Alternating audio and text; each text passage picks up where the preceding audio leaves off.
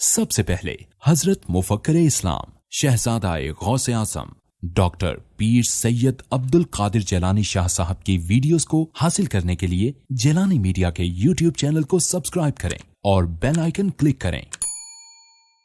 Videos اچھی لگے تو تھمز اپ دیں۔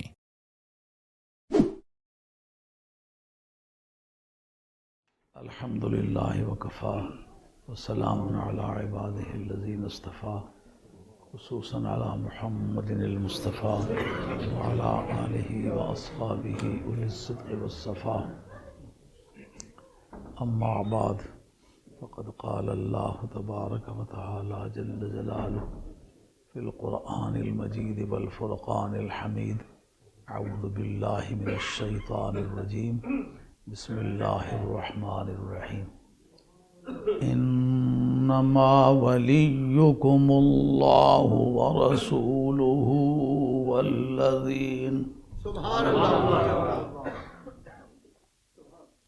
والذین یقیمون الصلاة ویؤتون الزکاة وهم راکعون۔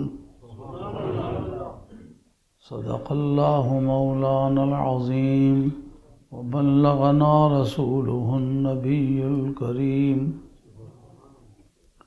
ونحن على ذلك من الشاہدین والشاکرین والحمد للہ رب العالمین۔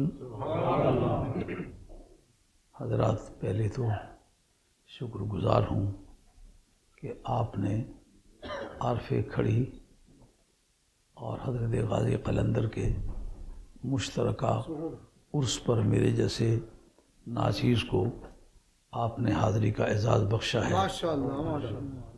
یہ وہ ہستیاں ہیں جن کا ذکر عزت، عظمت اور بزرگی سے کرنا یہ ضروریات دین میں سے ہے۔ اور آپ مجھے جانتے ہیں، میں آپ کا ایک معمولی ادنا سا دوست ہوں اور آپ کے دین کے کاموں میں جس قابل ہوں ساتھ چلتا رہتا ہوں، اور علماء کرام کی دل سے عزت کرتا ہوں، سرکار کے نعت خوانوں کی عزت کرتا ہوں، اور جن جن لوگوں کی کوئی خدمت کرتا ہوں ان سے پوچھ لیں کہ کبھی میں نے زندگی میں ایک چائے کی پیالی کبھی ان کی نہیں پی، کبھی ایک بوتل پانی کی نہیں پی، کبھی ان کے گھر نہیں گیا۔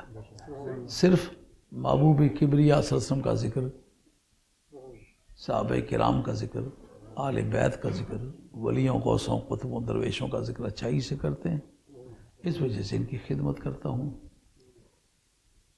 اور اس وقت حضرت غازی قلندر رحمۃ اللہ علیہ کا عرس ہو کر اس کی بنیاد کے طور پر میاں صاحب عارف کھڑی کے کلام کو حیثیت حاصل ہو جاتی ہے۔ یہ غیر شعوری طور پر معاملہ ہے، جیسا کہ کوئی آدمی کہے ایمان تو اس کے اندر سارے ضروریات دین آ جاتے ہیں، ایسے غازی قلندر کا نام لیتے وقت میاں صاحب عارف کھڑی رحمۃ اللہ کا مفہوم خود بخود آ جاتا ہے۔ یعنی غازی قلندر کا لفظ جو ہے یہ دلالت تضمنی کے طور پر یہ میاں صاحب پر بھی دلالت کرتا ہے۔ اور یہ کمزوری میں نے آپ کو پہلے بتلائی ہوئی ہے، اور وہ کمزوری میں آج تک دور بھی نہیں کر سکا کہ میں سیف الملوک کے جاننے والے لوگوں میں سے نہیں ہوں، سیف الملوک کے ماننے والے لوگوں میں سے ہوں۔ ممکن ہے کہ آپ میں کوئی مجھ سے زیادہ بہتر جاننے والا آدمی ہو، ممکن ہے میاں صاحب کے کلام کی میں کوئی ایسی ترجمانی کروں کہ آپ میں سے کوئی آدمی میرے مقابلے میں زیادہ بہتر ترجمانی کر سکتا ہو، میں اس بات کو عین ممکن سمجھتا ہوں۔ اس وقت جو پوپ صاحب کے بارے میں بات کی گئی، جو میں نے ٹی وی پر بیان دیا تھا، غالباً آپ کو یاد ہوگا، میں نے ان سے یہ بات کہی ہے کہ میرا نام پاکستان اسمبلی میں لیا گیا ہے۔ صاحبزادہ محمد فضل کریم صاحب جو حضرت محدث اعظم رحمۃ اللہ علیہ کے نور نظر ہیں اور ایک دلیر بہادر آدمی ہے، وزارت کی سیٹوں پر بھی رہ کے اس نے اپنے کبھی مذہب کے بارے میں کوئی لچک نہیں برتی، مذہبی طور پر مضبوط آدمی ہے۔ انہوں نے میرا نام لیا ہے، سو میں حاضر ہوں۔ اس کا یہ معنی ہرگز نہیں ہوگا کہ عالم اسلام میں میرے سوا کوئی یہ کام کرنے کی پوزیشن میں نہیں ہے. مجھ سے زیادہ بہتر درجے کے علماء کرام، صوفیاء اعظام، اہل اللہ لوگ ہماری صفوں میں موجود ہیں جو میرے مقابلے میں ہزارہ گنا زیادہ بہتر طور پر اس کا جواب دے سکتے ہیں. لیکن اگر ڈیوٹی میری لگی ہے میں حاضر ہوں. اور الحمدللہ اس سلسلے میں غالباً 25 سے 30 ہزار پاؤنڈ کی کتابیں میں نے کرسچینٹی کے بارے میں خرید لی ہوئی ہیں اور تیاری مکمل ہے. یہ صرف پوپ صاحب کی بات نہیں، جہاں سے سورج نکلتا ہے وہاں سے شروع کرو، جہاں جا کے ڈوبتا ہے وہاں چلے جاؤ. کوئی آدمی سرکار کی شان کے بارے میں جو انہوں نے جملے کہے ہیں ان کو جسٹیفائی کر دے، میں مان لوں گا اس آدمی کے دل میں ایک زندگی ہے اور مسلمانوں کے مقابلے میں کھڑا ہونے کی پوزیشن میں ہے. لیکن خدا کے اس نیلے آسمان کے نیچے اس پوزیشن میں کوئی نہیں ہے. آج بھی ڈنکے کی چوٹ پر کہتا ہوں اس میدان میں نکلنے والا کوئی نہیں ہے. اللہ کو اگر منظور، اللہ کو اگر منظور، اگر آیا تو پہلے ہی راؤنڈ میں نے اس کو نیچے رکھ لینا انشاءاللہ. یہ کسی کی ایسی بات نہیں ہے، کسی کی بے ادبی کرنا نہیں چاہتا، لیکن جو میرے نبی کی بے ادبی کرے اس کے صرفہ بھی نہیں کرنا چاہتا. یہ دقت ہے مجھے.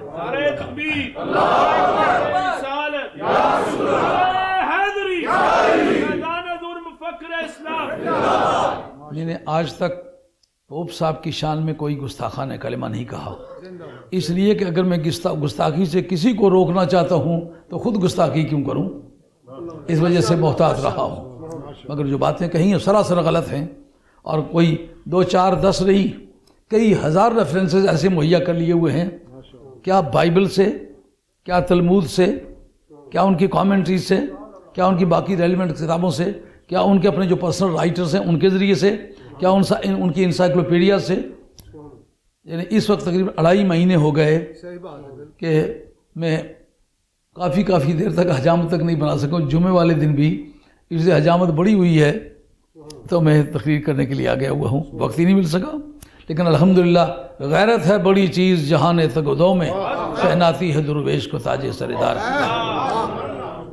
اس کے بعد میں عرض کروں، میں نے ساری زندگی چندے کی کبھی اپیل نہیں کی اپنے نام سے، لیکن اس پچھلے وقت میں جب زلزلہ آیا تو ادھر جا کے میں نے کوئی یہاں سے میرے مریدوں نے کوئی 22-23 لاکھ روپیہ مجھے نذرانے کے طور پر دیا، جہاں چاہیں خرچ کریں. لیکن وہاں جب جا کے دیکھا تو پھر میں نے اپنی طرف سے اور مزید پیسے ڈال کے کوئی 37 یا 38 لاکھ روپیہ، اس کا ریکارڈ میرے پاس موجود ہے، جا کر کے علماء کرام کو دیا کہ اور لوگ تو صفوں میں کھڑے ہو کے مانگ سکتے ہیں لیکن یہ معزز لوگ ہیں اس طرح ہاتھ نہیں پھیلا سکتے. جا کر عزت کے ساتھ ان کے ڈیروں پر حاضر ہو کے دیے. وہ آن ریکارڈ وہ موجود ہے، وہ CDs بنی ہوئی ہیں، فوٹوز بنے ہوئے ہیں. اور اسپتالوں میں جا کے مریضوں کو دیکھا، اس کی بھی CDs بنی ہوئی ہیں، ان کو ہاتھوں میں جا کر کے پیسے دیے. لیکن مسجدوں کا جب حال دیکھا اس کے بعد پھر میں نے اپیل کی. آپ نے جو پیسے دیے تھے، مولانا کا ارشاد تھا یہ ہمارے ہائی ویکم کے جو پیسے ہیں یہ مسجد فیضان مدینہ کو دینا. لیکن دوستوں کی باہمی میٹنگ میں یہ طے ہوا تھا کہ پیسے کسی شخص کو نہیں دینے بلکہ اس کمیٹی کو دینے ہیں. وہ میرے پاس اسٹامپ لکھے ہوئے موجود ہیں، وہ میں نے سب دوستوں کو فراہم کیے ہیں.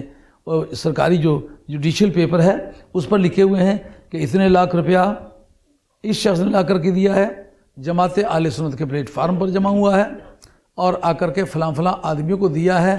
اور اس جگہ تبلیغ جو ہوگی مذہب آل حق آل سنت والجماعت کے مطابق ہوگی. اور حضرت غوث الثقلین اور حضرت خواجہ گولڑوی، اعلیٰ حضرت فاضل بریلوی، شاہ عبدالعبد دہلوی، سید علی حمدانی رحمۃ اللہ تعالیٰ، چونکہ اس ملک میں سید علی حمدانی رحمۃ اللہ علیہ ہماری تحقیقات کے مطابق انہوں نے دین کا بہت کام کیا ہے، اس مذہب کی تبلیغ ہوگی.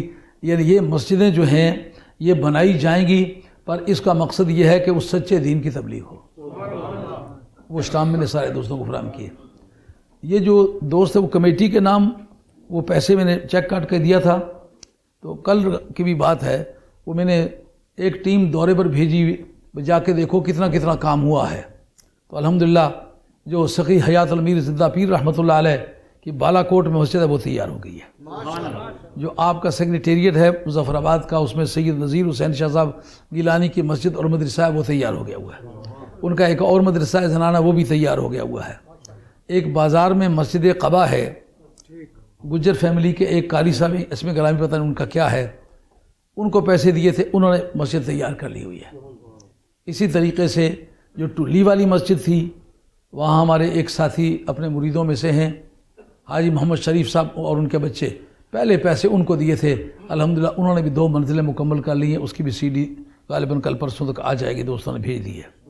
اور جو دھیر کوٹ کی مسجد تھی، اس مسجد میں بنیادوں سے اس کے پائے کھڑے کیے گئے ہیں اور کل وہاں شٹرنگ ہوئی ہے، حالانکہ ان کو تیسرے نمبر پر اسی دن پہلے پیسے دیے تھے، مگر وہ شاہ صاحب بیمار تھے اور وہاں کوئی انتظامی طور پر دقت تھی۔ ان کو مسجد فیضان مدینہ، غالباً وہاں کا سپریم کورٹ ہے شاید، مظفر آباد کا یا ہائی کورٹ ہے، اس کے پاس بڑی خوبصورت مسجد ہے، وہ جگہ جگہ سے پھٹی ہوئی تھی، ان کو وہ پیسے کیش نہیں ہو سکے، تو میں نے کل ہی دوستوں سے کہا تھا کہ ان کو کہیں کہ وہ آپ کو چیک دے دیں واپس، اور مجھے آپ ٹیلی فون پر بتلائیں کہ فلاں نام کا چیک کاٹ کے دوں۔ تو ابھی مولانا نے بتلایا کہ وہ چیک انہوں نے ان کے پاس بھیجا ہے، تو میں ابھی فارغ ہو کر کے نا اتنا ہی پیسوں کا چیک جس کے نام یہ کہیں گے ابھی کاٹ کے دوں گا انشاءاللہ۔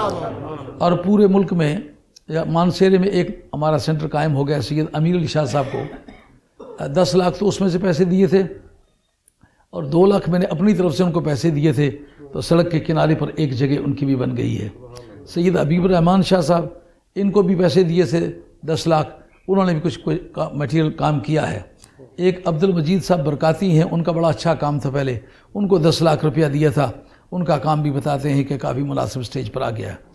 اور کچھ لوگ ایسے ہیں کہ جن کو پیسے دیے تھے وہ کام نہیں کرا سکے، تو کل ان کو جب میں نے ڈانٹا تو انہوں نے بتلایا کہ اس زلزلے سے ہماری سڑکیں ٹوٹ گئی تھیں، ہمارا مٹیریل وہاں پہنچ نہیں سکتا تھا، اس مجبوری سے ہم نے وہ کام نہیں کرایا۔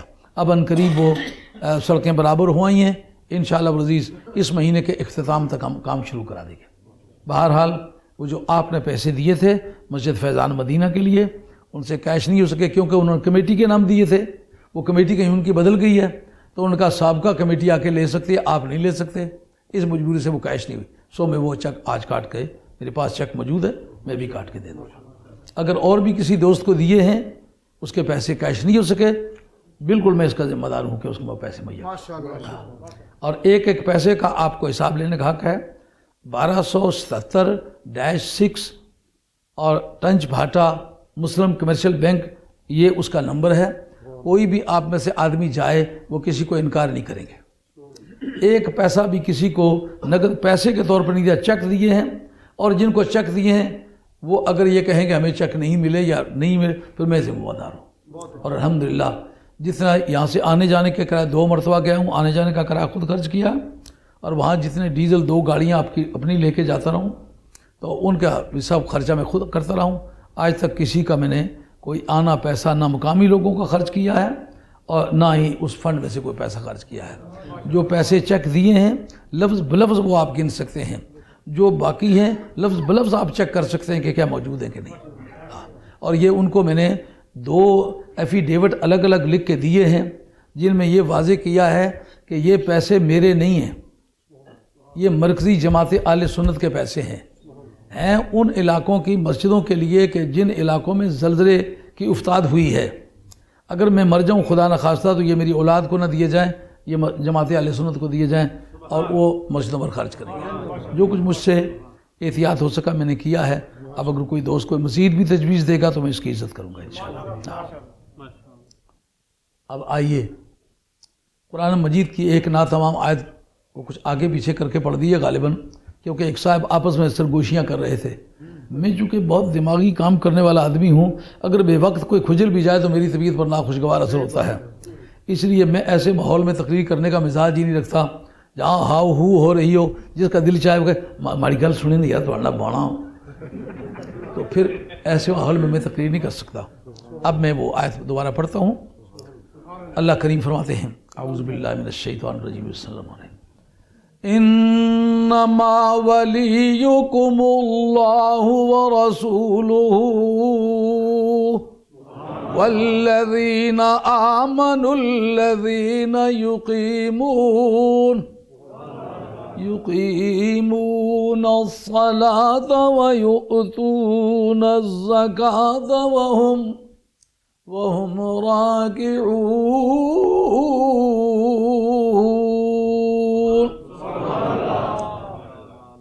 بجز اس کے نہیں ہے کہ تمہارا کار ساز اللہ ہے،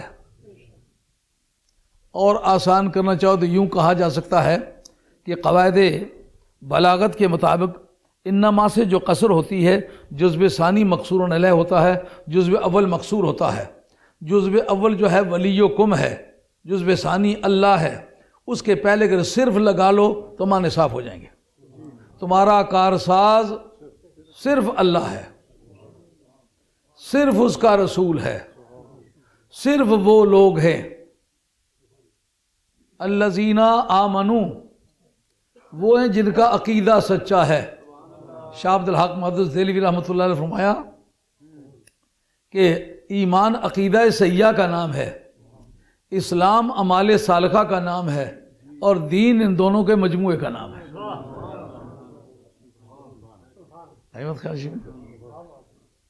الذین آمنوا، جن کا عقیدہ صحیح ہے۔ آگے نمازیں، روزے، حج، زکوٰۃ بعد میں چلیں گے، پہلے چیک ہوگا عقیدہ ٹھیک ہے کہ نہیں۔ تمہارا کام بنانے والے صرف وہ صحیح العقیدہ ہیں جو نمازی ہیں، یقیمون الصلاۃ، نمازیں قائم کرتے ہیں، ویؤتون الزکوٰۃ، اور زکوٰۃ دے دیتے ہیں، وہم، یہ واو حالیہ ہے، بتاتی ہے کس حالت میں زکوٰۃ دیتے ہیں، کہا راکعون، رکوع کی حالت میں بھی زکوٰۃ دے دیتے ہیں۔ یہ سورہ مائدہ کی ایک آیت، غالباً 54 سورہ آیت نمبر 54 ہوگی، ممکن ہے آیتوں میں، وہ بعض جگہ جو جلالین شریف ہے اس میں نمبرنگ اور طرح کی ہے، اعلیٰ حضرت کے ترجمے میں نمبرنگ اور طرح کی ہے، بیضاوی میں نمبرنگ اور طرح کی ہے، اس لیے ممکن ہے کہ کوئی اکا دکا نمبر اوپر نیچے ہو جائے۔ بہرحال یہ قرآن مجید سورہ مائدہ کی آیت ہے۔ اس کا شان نزول یہ ہے کہ حضرت مولا مرتضیٰ شیر خدا رضی اللہ تعالیٰ عنہ نماز پڑھ رہے تھے۔ اس کا ذکر کس نے کیا ہے؟ ابو بکر جساس نے احکام القرآن کے اندر کیا ہے۔ ابو بکر جساس 3 واسطوں سے امام حنیفہ کے شاگرد ہیں۔ سب سے پہلی جو legal aspect of the holy Quran پر کتاب لکھی ہے اس کا نام ہے احکام القرآن، اور وہ حضرت امام حنیفہ کے 3 واسطوں سے شاگرد ہیں۔ 370 آپ کا سن وفات ہے، اپنے وقت میں اپنے وقت کے امام حنیفہ شمار ہوئے ہیں۔ انہوں نے بتلایا اعمال یسیرہ، یعنی کوئی ایسا چھوٹا کام جس کے کرنے سے نماز نہیں ٹوٹتی، اس میں ثبوت کے طور پر اس آیت کو پیش کرتے ہیں۔ کہتے جناب مولا مرتضیٰ نماز پڑھ رہے تھے، کوئی سائل پاس سے گزرا اور اس نے کہا کہ یار سوال کیا ہے، حاجت مند ہوں، مسجد نبوی میں آیا ہوں، لیکن کسی نے ایک دھیلا بھی میری مدد نہیں کی۔ اس جناب مولا مرتضیٰ کی چنگلیا میں، جس کی چیچی انگل آنے، چنگلیا میں آپ نے ایک گشتری بڑی قیمتی پہن رکھی تھی، آپ نے عمل یسیر کے ساتھ، معمولی عمل کے ساتھ اس کو اتار کے اس کے راستے میں پھینک دی، اشارتاً کہہ دیا کہ اس کو اٹھا لو۔ اب اس کی ضرور سے کہیں زیادہ قیمت کی تھی، وہ اس نے اٹھا لی۔ بہت سارے لوگوں کو جو موقع پر موجود تھے انہوں نے کہا علی کی نماز ٹوٹ گئی۔ انہوں نے کہا یہ علی سے پوچھنے والی ہے کہ پوچھنے والی بات ہے کہ ٹوٹتی ہے کہ نہیں، تم تو اس پوزیشن میں نہیں ہو۔ انا مدینۃ العلم وعلی بابھا، میں علم کا شہر ہوں، علی اس کا دروازہ ہے، یہ علی سے پوچھو کہ ٹوٹتی ہے کہ نہیں۔ اب جناب مولا مرتضیٰ خاموش ہے کہ میری اپنی نماز کی بحث ہے، اپنے بارے میں اگر کوئی بات کہہ دوں اچھی نہ لگے گی، رب نے کہا تو خاموش رہا، پھر میں تیری بات کرتا ہوں۔ فرمایا کہ اصل میں مشکل کشائی اسی طرح کے لوگوں کا کام ہے، وہ مشکل کشا، ولی کے معنی مشکل کشا۔ یہ کیوں ترجمہ کیا ہے؟ پیچھے ایک آیت آ رہی ہے جس کو صوفیہ اپنے مراقبہ محبت میں بیان کرتے، یحبہم ویحبونہ، اس آیت کو وہ بیان کرتے ہیں۔ آگے چل کر کے فرمایا کہ وہ جو بندگان خاص ہیں نا، وہ لڑتے ہیں، جھگڑتے ہیں، ملامت کرنے والوں کی ملامت کی پرواہ نہیں کرتے، وہ مومنوں کے لیے بڑے نرم ہیں، کافروں کے لیے بڑے سخت ہیں، اور رائے مولا میں لڑتے کسی کی ملامت کی پرواہ نہیں کرتے۔ جو یہ باتیں کہیں کہا ساری دنیا سے ہم لیں بگاڑ تو ہماری کارسازی کون کرے گا؟ رب کرے گا، کارسازی میں کروں گا، میرا رسول کرے گا، اور یہ صحیح عقیدے والے جس طرح کا علی ہے اس طرح کے جو لوگ ہیں وہ مشکل کشا ہوں گے۔ آئی بات سمجھ میں؟ آج جلسہ ہے ولیوں کا، یہ ولیوں کے بادشاہ کی بات ہے، جو کل کائنات میں سب سے بڑا ولی جس نے پہلی امتوں میں بھی ولایت بانٹی ہے، یہ اس کی بحث ہے۔ پھر میاں صاحب رحمۃ اللہ علیہ پر آتے ہیں اور دیکھتے ہیں ولی کرتا کیا ہے۔ اندازہ کریں حضرت حیدر کرار کی زندگی میں عبادات اور چلے بھی ملتے ہیں، مگر ان کے اندر وہ روانی نہیں ہے جو بدر کے میدان میں کمبے مکے دے کفار جو چل گئی حیدر دی تلوار۔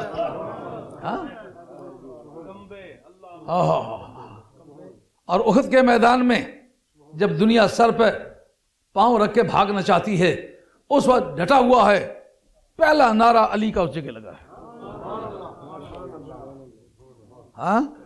آج کا نعرہ علی پر بڑا جھگڑا ہے، مگر انصاف یہ نہیں ہے۔ جو چیز کسی بھی بزرگ کی شان میں جاتی ہے اس کو جانے دو۔ بزرگیاں بانٹنا ہمارا کام نہیں، ہمارا بزرگیوں کو ماننا ہمارا کام ہے۔ کسی بھی بزرگ کی کسی بزرگی کا منکر ہو جانا، اس سے بندے کے پلے کچھ نہیں رہتا، خواہ کہلواتے وقت کچھ کہلواتا رہے۔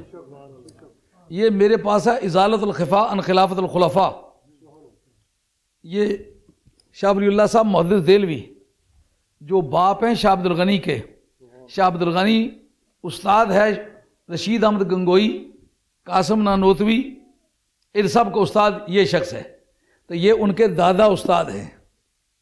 یہ قاضی ثناء اللہ پانی پتی کا استاد ہے۔ یہ آدمی جو علماء دلی شمار ہوتے ہیں ان کا ہیڈ شمار ہوتا ہے۔ انہوں نے اس جگہ بحث کی ہے کہ جناب حیدر کرار کا نعرہ پہلے کس جگہ لگا ہے۔ یہ ازالت الخفا عن خلافت الخلفاء جلد 4 صفحہ 433 احد کا دن ہے۔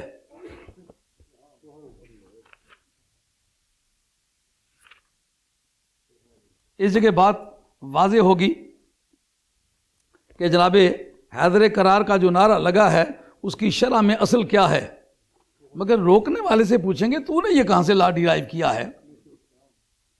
جس وقت حضرت مولا مرتضیٰ اس جگہ بتایا، قال ابن اسحاق فلما عرف رسول اللہ صلی اللہ علیہ وسلم المسلمون نہضوا الیہ نہض معهم نائب الشعب معه ابن علی بن ابی طالب ابو بکر عمر و طلحہ و زبیر والحارث من المسلمین۔ اس جگہ بتایا کہ جناب حیدر کرار شیر خدا رضی اللہ عنہ جب دنیا بھاگ پڑی تو اس وقت کوئی آدمی مقابلے میں دشمن کے قائم نہ رہ سکا۔ فکان یقال لسیف رسول اللہ صلی اللہ علیہ وسلم ذو الفقار قال ابن ہشام حدثنی آل العلم ان ابن ابی نجیح نادا منادن یوم احد لا سیف الا ذو الفقار ولا فتح الا علی الکرار۔ بولا مہربانی فرمائیں گے، مہربانی فرمائیں، تشریف لائیں۔ ازالت الخفا عن خلافت الخلفاء، یہ اس کا اردو ترجمہ بھی ہے اور اس کی اصل کتاب کا متن یہ ہے۔ یہاں بتایا ابو دجانہ، یہ اس 3 ہیرو تھے احد کے میدان کے، حضرت علی مرتضیٰ، حضرت امیر حمزہ، ابو دجانہ رضی اللہ تعالیٰ، ان کا ذکر کر کے کہا فکانہ یقال لسیف رسول اللہ صلی اللہ علیہ وسلم ذو الفقار، سرکار کی تلوار کا نام تھا ذو الفقار۔ قال ابن ہشام، سیرت ابن ہشام کے اندر یہ بات موجود ہے، حدثنی آل العلم، علم والوں نے مجھ سے یہ بیان کیا، ان ابن ابی نجیح، کہ ابن ابی نجیح جو ہیں یہ کہتے ہیں کہ نادا منادن یوم احدن، میدان احد والے دن کسی پکارنے والے نے اونچی آواز سے پکارا۔ ایک ہے دعا، یہ پکارنا کسی کو محض بلانے کے لیے، نادا ینادی مناداتن، شہر میں منادی ہوئی ہے، یعنی یہ پورے اکھاڑے میں گونج جانے کے لیے اس نے آواز کی ہے۔ کیا کہا کہ لا سیفا الا ذو الفقار لا فتح علی الکرار، میدان میں کھڑا ایک ہی لڑ رہا ہے، باقی کوئی نظر نہیں آ رہا، نعرہ اس کا لگا ہے۔ اب بتا لڑے علی تو نعرے تیرے ابے کے کس طرح لگے؟ نعرہ تو اسی کا لگے گا کیا بھائی؟ ازالت الخفا عن خلافت الخلفاء جلد 4 اور صفحہ 422 عربی فارسی کا اور اردو کا 423، یہ دونوں صفحوں پر اردو کا ترجمہ بھی موجود ہے اور اس کے مقابلے میں عربی فارسی کا جو انہوں نے اپنے قلم سے لکھا ہے وہ بھی موجود ہے۔ اب بتاؤ جس وقت یہ نعرہ لگا جامی سے پوچھتے ہیں جامی تیرے پاس اس کا کیا ریکارڈ ہے؟ حضرت جامی رحمۃ اللہ علیہ کہتے ہیں بجنگ احد چون نبی ماندہ تنہا. ایسا ہے مصیبتہ کل بچنے راستا کیا سنا ہوں یہ پھر اکبری ہو سی یہ اکبری تار تقریرہ نہیں تروٹی کسی تو ماڑے کو انہیں جوڑ لوڑ یہ یاد رکھیں.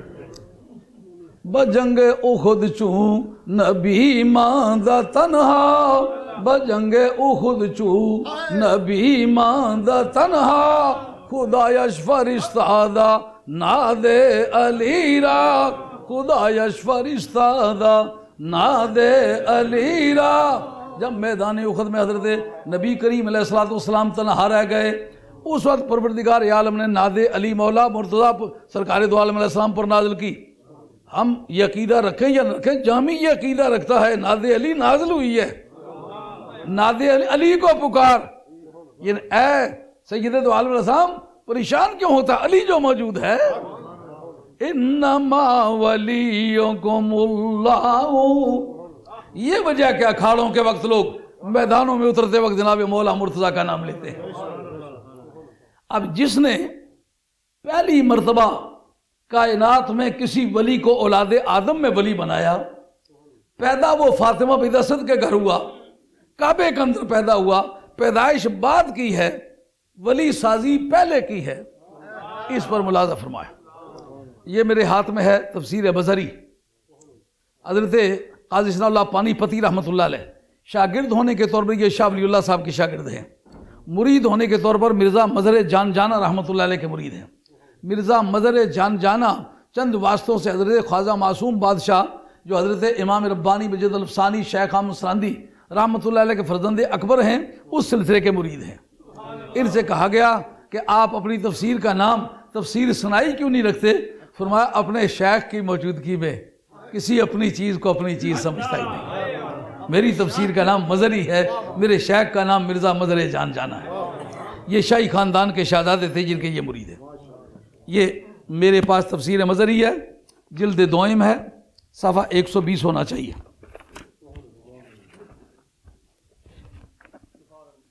دروشی پڑھیے. الصلاۃ والسلام علیک یا سیدی یا رسول اللہ وعلی آلک واصحابک یا حبیب اللہ. الصلاۃ والسلام علیک یا سیدی یا رسول اللہ وعلی آلک واصحابک یا حبیب اللہ. الصلاۃ والسلام علیک یا سیدی یا رسول اللہ وعلی آلک واصحابک یا حبیب اللہ. الصلاۃ والسلام علیک یا سیدی یا رسول اللہ وآلک واصحابک یا حبیب اللہ. اس جگہ حضرت قاضی ثناء اللہ پانی پتی اس آیت کے تحت کہ کنتم خیر امت اخرجت للناس یہ صفحہ 19 سے عبارت شروع ہوتی ہے. تھوڑی زحمت میں آپ کو اس لیے پایال بٹھایا تھا کہ آپ ملاحظہ فرمائیں کہ ایک گواہی میری بن جائے کہ میں نے اکیلے میں اس کا ترجمہ نہیں کیا. اخرجت للناس اس کا جار مجرور متعلق بتاتے ہیں. اخرجت کے ساتھ للناس کا جار مجرور متعلق ہے یعنی تمہیں جو نکالا گیا ہے لوگوں کے لیے ہے. الناس پر ان کے نزدیک الف لام استغراقی ہے یعنی جتنے فرد انسانیت کے ہیں ان سب کے لیے تمہیں نکالا گیا ہے. اس بنیاد پر حضرت قاضی ثناء اللہ پانی پتی کہتے ہیں کل تو رجالو حاضر الامت اکثر ارشادوں و اقوا تاثیراً فی الناس بالجذب الی اللہ تعالی من رجال الامم السابقۃ وکان کتب ارشاد کمالات الولایات علین. یہ عراب کی غلطی انہوں نے کہا اس لیے میں نے اس پر نشان لگائے ہوئے ہیں کیونکہ یہ اس کی خبر واقع ہوتی ہے کاتب کا صاحب ہے. وکانا کتب ارشاد کمالات الولایت علین علیہ السلام ما بلغ احدم من الامم السابقۃ درجۃ الاولیاء الا بتوسط روح ہی رضی اللہ تعالی عنہ ثم کان. یہ بھی کاتب کا صاحب ہے یہ ذالک ہونا چاہیے کیونکہ المنصب اس کا مشار ہونے رہا ہے. ثم کان بذالک المنصب الائمۃ الکرام ابناؤہ الی الحسن العسکری و عبد القادر الجیلی ومن ثم قال وقتی قبل قلبی قد صفالی وهو على ذلك المنصب الى يوم القیامہ ومن ثم قال افلت شموس الاولین وشمسنا ابدا على الافق الاولى لا تغربوا. اچھا اب آپ نے دیکھ لی نا فرماتے ہیں رجال هذه الامت اکثر ابلاغا واکثر ارشادا واقوى تاثیرا بالجذب الى اللہ سبحانہ وتعالی. کہتے ہیں اس امت کے جو مرد ہیں، کیا کہا قرآن نے؟ قرآن نے کہا تمہیں اس لیے نکالا ہے کہ تم لوگوں کو فیض پہنچاؤ. تو لوگوں میں جو پہلے گزر گئے وہ بھی تو لوگ ہی تھے نا. مطلب اگر پہلوں کو فیض پہنچانا ثابت ہو تو پھر یہ آیت اپنے معنی پورے ادا کر رہی ہے نا. سمجھ آ رہی ہے نہیں آ رہی؟ تمہیں لوگوں کے لیے نکالا گیا ہے. یہ لام انتفاع کا ہے کہ لوگ تم سے انتفاع حاصل کریں. جیسے کہا نا ما خلقت الجن والانس الا لیعبدون، ہم نے جنوں اور انسانوں کو نہیں پیدا کیا مگر اس لیے کہ وہ عبادت کریں. اگر یہ مانا جائے کہ علت ہے یہ، تو پھر تو یہ مانا ہوں گے اللہ کو حاجت ہے تمہاری عبادتوں کی. کہا یہ لام تعلیلیہ نہیں، یہ لام انتفاع ہے. اس لیے تمہیں عبادت کا حق دیا ہے کہ تاکہ تم عبادت کے ذریعے سے فائدہ حاصل کرو. من نہ کردم خلق تا سودے کنم بلکہ تا بربندگا جودے کنم. آئی بات خیال میں؟ یہ لام انتفاع کا ہے، لوگوں کے نفع کے لیے تمہیں نکالا ہے. اس لیے قائد صاحب فرماتے ہیں اس امت کے جو رجال ہیں، مرد ہیں، مردان خدا، ان کا فیضان پہلی امتوں کے مقابلے میں زیادہ ہے. رب کی طرف کھینچنے میں ان کی قوت زیادہ زوراور ہے. اور کہتے ہیں کہ کانا کتب کمالات ارشاد الولایت علی علیہ السلام کا جو ولایت کا مرکز ہے نا وہ علی مرتضیٰ تھے، یہ پہلے سے چلے آ رہے ہیں. وہ لم یبلغ اور ما بلغ، دونوں روایتیں پائی جاتی ہیں بیانات میں. ما بلغ احد من الامم السابقۃ درجۃ الاولیاء، سابقہ امتوں میں بھی کوئی ولی نہیں بنا الا بتوسط روح ہی رضی اللہ تعالی عنہ، مگر علی مرتضیٰ کے روح نے اس کو منزل تک پہنچایا ہے. امت ہے آدم کی، ولایت ہے علی کی. امت ہے شیش کی، ولایت ہے علی کی. امت ہے نوح کی، ولایت ہے علی کی. امت ہے ابراہیم علیہ السلام کی، ولایت ہے علی کی. امت ہے موسیٰ علیہ السلام کی، ولایت ہے علی کی. ہیں اصحاب کہف پر تقسیم ولایت میں محتاج ہے مولا مرتضیٰ کے. ملی نہ دولت عرفان بجز نگاہ علی، ملی نہ دولت عرفان بجز نگاہ علی.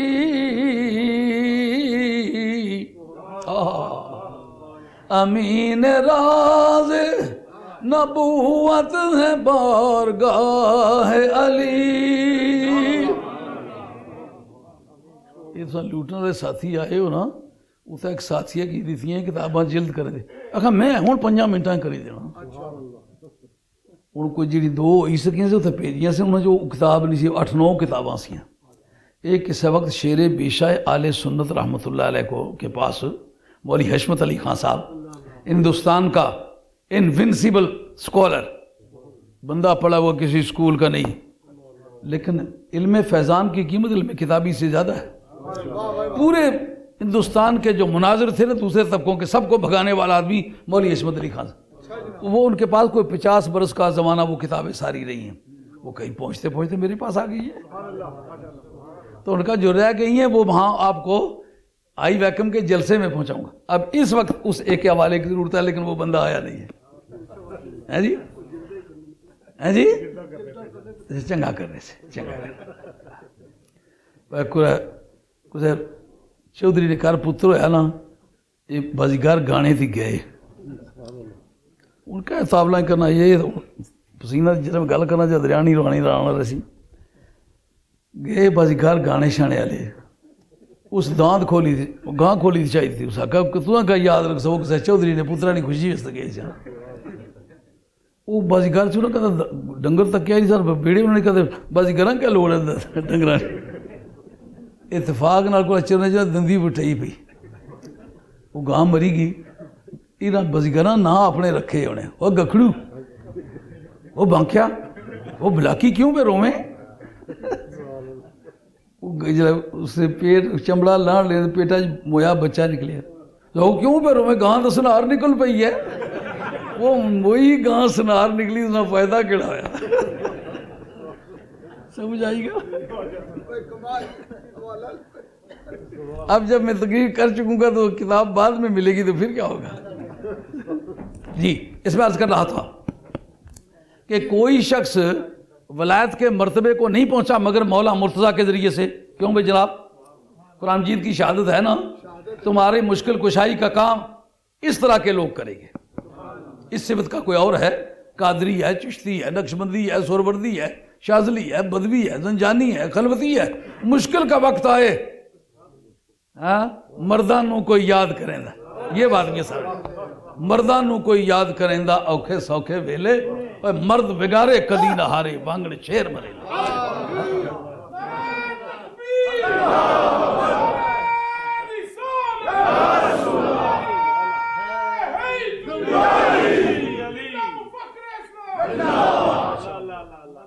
کہتے ہیں وکانہ علی ذالک المنصب من اولاد رمجاد من الائمۃ الکبار الی حسن العسکری ثم علی ذالک المنصب السید الشیخ عبد القادر الجیلی وهو علی ذالک المنصب الی یوم القیامہ ومن ثم قال افلت شموس الاولین وشمسنا ابدا علی الافق العلی لا تغرب. آئی بات خیال میں؟ یعنی پہلے لوگ جو ہیں وہ بھی اس سے فیض یاب ہوئے. اب سمجھنے والی بات سمجھ میں آ گئی کہ نہیں آ گئی کہ مشکل کشائی کا کام یہ کرتے رہے، لیکن ولیوں کا موضوع بھی سمجھ میں آیا.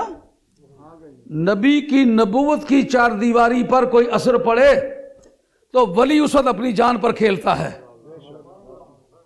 اگر نبی کے مشن کی حفاظت کے وقت کہے ہم تو بزرگ لوگ ہیں، ہم ایسے جھگڑوں میں نہیں پڑتے، تو یہ ولیوں کا موضوع گفتگو نہیں، یہ موذیوں کا موضوع گفتگو ہے. یہ بات درست ہوتی تو مولا مرتضیٰ کہتے میں جھگڑوں میں نہیں پڑتا. ان کا جھگڑوں کو تو نپٹائے بغیر تو ولایت قائم نہیں ہوتی. یہ جناب مولا مرتضیٰ شیر خدا رضی اللہ عنہ کے بارے میں یہ قاضی ثناء اللہ صاحب پانی پتی کا بیان ہے. یہ میرے پاس امام ربانی مجدد الافسانی شیخ حامد سرندی رحمۃ اللہ تعالیٰ علیہ کی کتاب ہے آپ کی مکتوبات شریف. مکتوبات شریف کا جلد سوئم ہے، لیٹر نمبر 130 ہے، 123 اور اس کا صفحہ نمبر 1626 ہے. میں آپ کے سامنے وہ عبارت پیش کرتا ہوں جو اس بات کی وضاحت کرے کہ یہ جو بات قاضی ثناء اللہ صاحب پانی پتی نے کہی ہے یہ اپنے مرشد کے مزاج کے موافق کہی ہے، انہوں نے اپنی طرف سے نہیں کی. اور بالکل بینی یہی بات صاحب روح المعانی نے بھی لکھی ہے، کیونکہ صاحب روح المعانی سید محمود آلوسی بغدادی جو ہیں یہ مرید ہیں شیخ خالد کردی کے. شیخ خالد کردی استاد اور مرشد ہیں امام شامی کے بھی اور سید علامہ محمود آلوسی بغدادی کے بھی. اور شیخ خالد کردی جو ہیں یہ خلیفہ ہیں حضرت امام ربانی مجدد الافسانی شیخ حامد سرندی کے. آئی بات خیال سی میں؟ اس جگہ آپ سے پوچھا گیا، یہ لیٹر نمبر 123 ہے اور مکتوبات شریف کا صفحہ نمبر 125 سے شروع کر 126 پہ ختم ہوتا ہے. اور اس جگہ وہ کہتے ہیں اور اس راہ میں یہ راستے دو ہیں رب سے ملنے کے، ایک وہ راستہ ہے جس میں کوئی واسطہ ہے، ایک وہ راستہ ہے جس میں کوئی واسطہ نہیں. کہا جس راستے میں واسطہ نہیں ہے وہ صرف نبیوں کا مقام ہے، باقی جتنے بھی ہیں ان میں واسطہ ہے. لیکن وہ بھی اس لیے کہہ رہے ہیں کہ نبیوں کے لیے غیر نبی کا واسطہ نہیں، وگرنہ امام قسطلانی رحمۃ اللہ نے باب ما جاء فی خصوصیت صلی اللہ علیہ وسلم کے اندر لکھا ہے کہ کسی نبی کو کوئی نبوت، کسی رسول کو کوئی رسالت، کسی نوری کو کوئی نورانیت، کسی حسین کو کوئی حسن، کسی پھول کی کوئی شگفتگی، کسی کلی کا کوئی تبسم، کسی ہرن کی کوئی چوکڑی ایسی نہیں جو مدینے والے کی بارگاہ سے تقسیم ہوئے بغیر گئی ہو. دوسرا راستہ ہے واسطے سے پہنچنا. یہ جو اللہ کے پیارے لوگوں کی خوشامد لوگ کرتے ہیں ان سے رب کا راستہ ملتا ہے، اس وجہ سے خوشامد کرتے ہیں. ایک چھوٹا سا رشتہ ضرورت پڑ جاتا ہے کرائے نہیں سے ماسی اس نے ناراض ہوئے تو پھر نہیں رشتہ دین لگے. ماسی اس نے گھر گشنا پیسے دیکھو کاٹیاں وعدے 100 گلاں ہونیاں کوئی 20 جائیں انہاں کے اکڑانے تاں رشتہ دینے رشتہ دوے تھے ماری پولے تو گھر چلے گئے سر. لیکن یہ ایسا ہے اصل زندگی مل جاتی ہے، اصل زندگی ہاتھ آ جاتی ہے. اس جگہ لکھتے ہیں اور ایک وہ راہ ہے جو قرب ولایت سے تعلق رکھتی ہے. اقطاب اوتاد ادلاء نجبا اور عام اولیاء اللہ اسی راستے سے واصل ہیں اور رائے سلوک اسی سے عبارت ہے، بلکہ متعارف جذبہ بھی اسی میں داخل ہے اور اس میں توسط اور حلولیت ثابت ہے. اور اس راہ کے واصلین پیشوا اور ان کے سردار اور ان کے بزرگواروں کے منبع فیض حضرت علی کرم اللہ تعالی وجہ الکریم ہیں. یعنی ایک اللہ سے ملنا بلا واسطہ، ایک اللہ سے ملنا بالواسطہ، بلا واسطہ ملنا نبیوں کا کام، ولیوں کا کیا کہا، ہر ولی کو واسطہ علی استعمال کرنا پڑے گا. علی کو بیچ میں سے نکال کے ملی نہ دولت عرفاں بجز نگاہ علی، امین راز نبوت ہے بارگاہ علی. کہ جناب مولا مرزا فرمایا کرتے تھے میری محبت اور بغض صدیق اکبر، میری محبت اور بغض فاروق اعظم یہ ایک قلب میں نہیں رہ سکتے، وہ جھوٹا ہے میری محبت میں. یہی وجہ ہے جو بغض صحابہ رکھ کے علی علی کرتے ہیں ان میں ولی کوئی نہیں گزرا. اس کا مطلب یہ ہے کہ علی نے جو اپنی محبت کے حدود مقرر کیے ہیں ان حدود کی پابندی کرے گا تو ولایت آ گی، وگرنہ نہیں آئے گی. سنیو خوش نصیب ہو کہ خدا کی کائنات میں تمہارے زمرے کے سوا ولی کوئی نہیں. میں یہ سمجھتا ہوں کہ حضرت امیر اپنی جستی پیدائش سے پہلے بھی، یہ مجد صاحب رحمۃ اللہ کا کہنا ہے، اس مقام کے ملجا و ماوا تھے. یہ تقسیم ولایت کا کام کیا کرتے تھے. آپ کا جسم ابھی نہیں بنا تھا تو پہلے بھی ولایت بانٹا کرتے تھے. جیسا کہ آپ جستی پیدائش کے بعد ہیں اور جس کو بھی فیض و ہدایت اس راہ سے پہنچی ان کے ذریعے سے ہی پہنچی، کیونکہ وہ اس راہ کے آخری نقطہ کے نزدیک ہیں اور اس مقام کا مرکز ان سے تعلق رکھتا ہے. اور جب حضرت امیر کا دور ختم ہوا تو یہ عظیم القدر منصب ترتیب بار حسنین کریمین کو سپرد ہوا اور ان کے بعد وہی منصب ائمہ عشرہ میں سے ہر ایک کو ترتیب بار اور تفصیل سے مقرر ہوا. اور ان بزرگواروں کے زمانہ میں اور اسی طرح ان کے انتقال کے بعد جس کو بھی فیض اور ہدایت پہنچتا ہے ان بزرگواروں کے ذریعہ اور حلولیت سے پہنچتا ہے. یہی وجہ ہے کہ میاں صاحب کہتے ہیں آل اولاد تیری دا منگتا. جواب تو اور لہنا پڑھ دو، میں بڑھا آدمی میں اپنی لہنا پڑھ سکتا. آل اولاد تیری دا منگتا میں کنگال زیانی، پاؤ خیر محمد تائیں صدقہ شاہ جیلانی. اس نے پترا نے کوئی دشمن ہوئے تو دل کرنا اس کی ولی بنائی سٹیا یارا. اس نے کیا وجہ ہی تو اپنے پترا نے دشمن کی ولی نہیں بنانا چاہنے تو علی اپنے پترا نے دشمنہ کی ولی بنانا چاہنا. یہ وجہ کہ سیدنا ویر پٹنے والا داڑھی جتنی مرضی ہے لمبی کرے، خواہ بناوٹی کی نینا تو سوا گز کری کرے.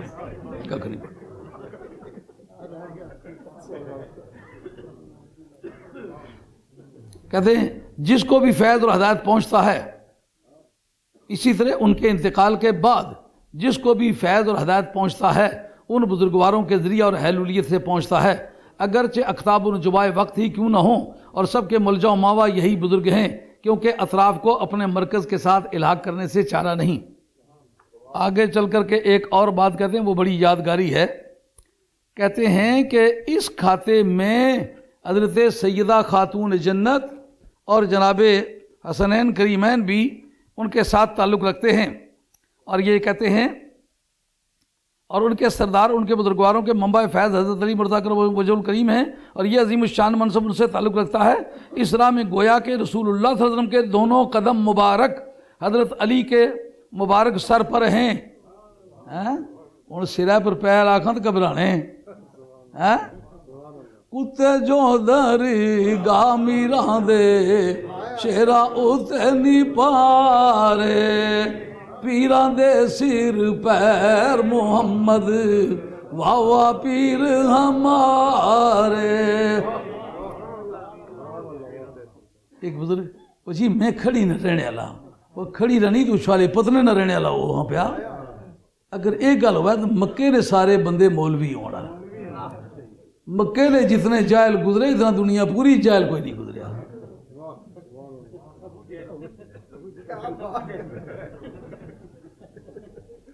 اور رئیس المنافقین مدینہ طیبہ گزریا ہے. رہنے نال گل نہیں بننی، ٹہنے نال گل بننی.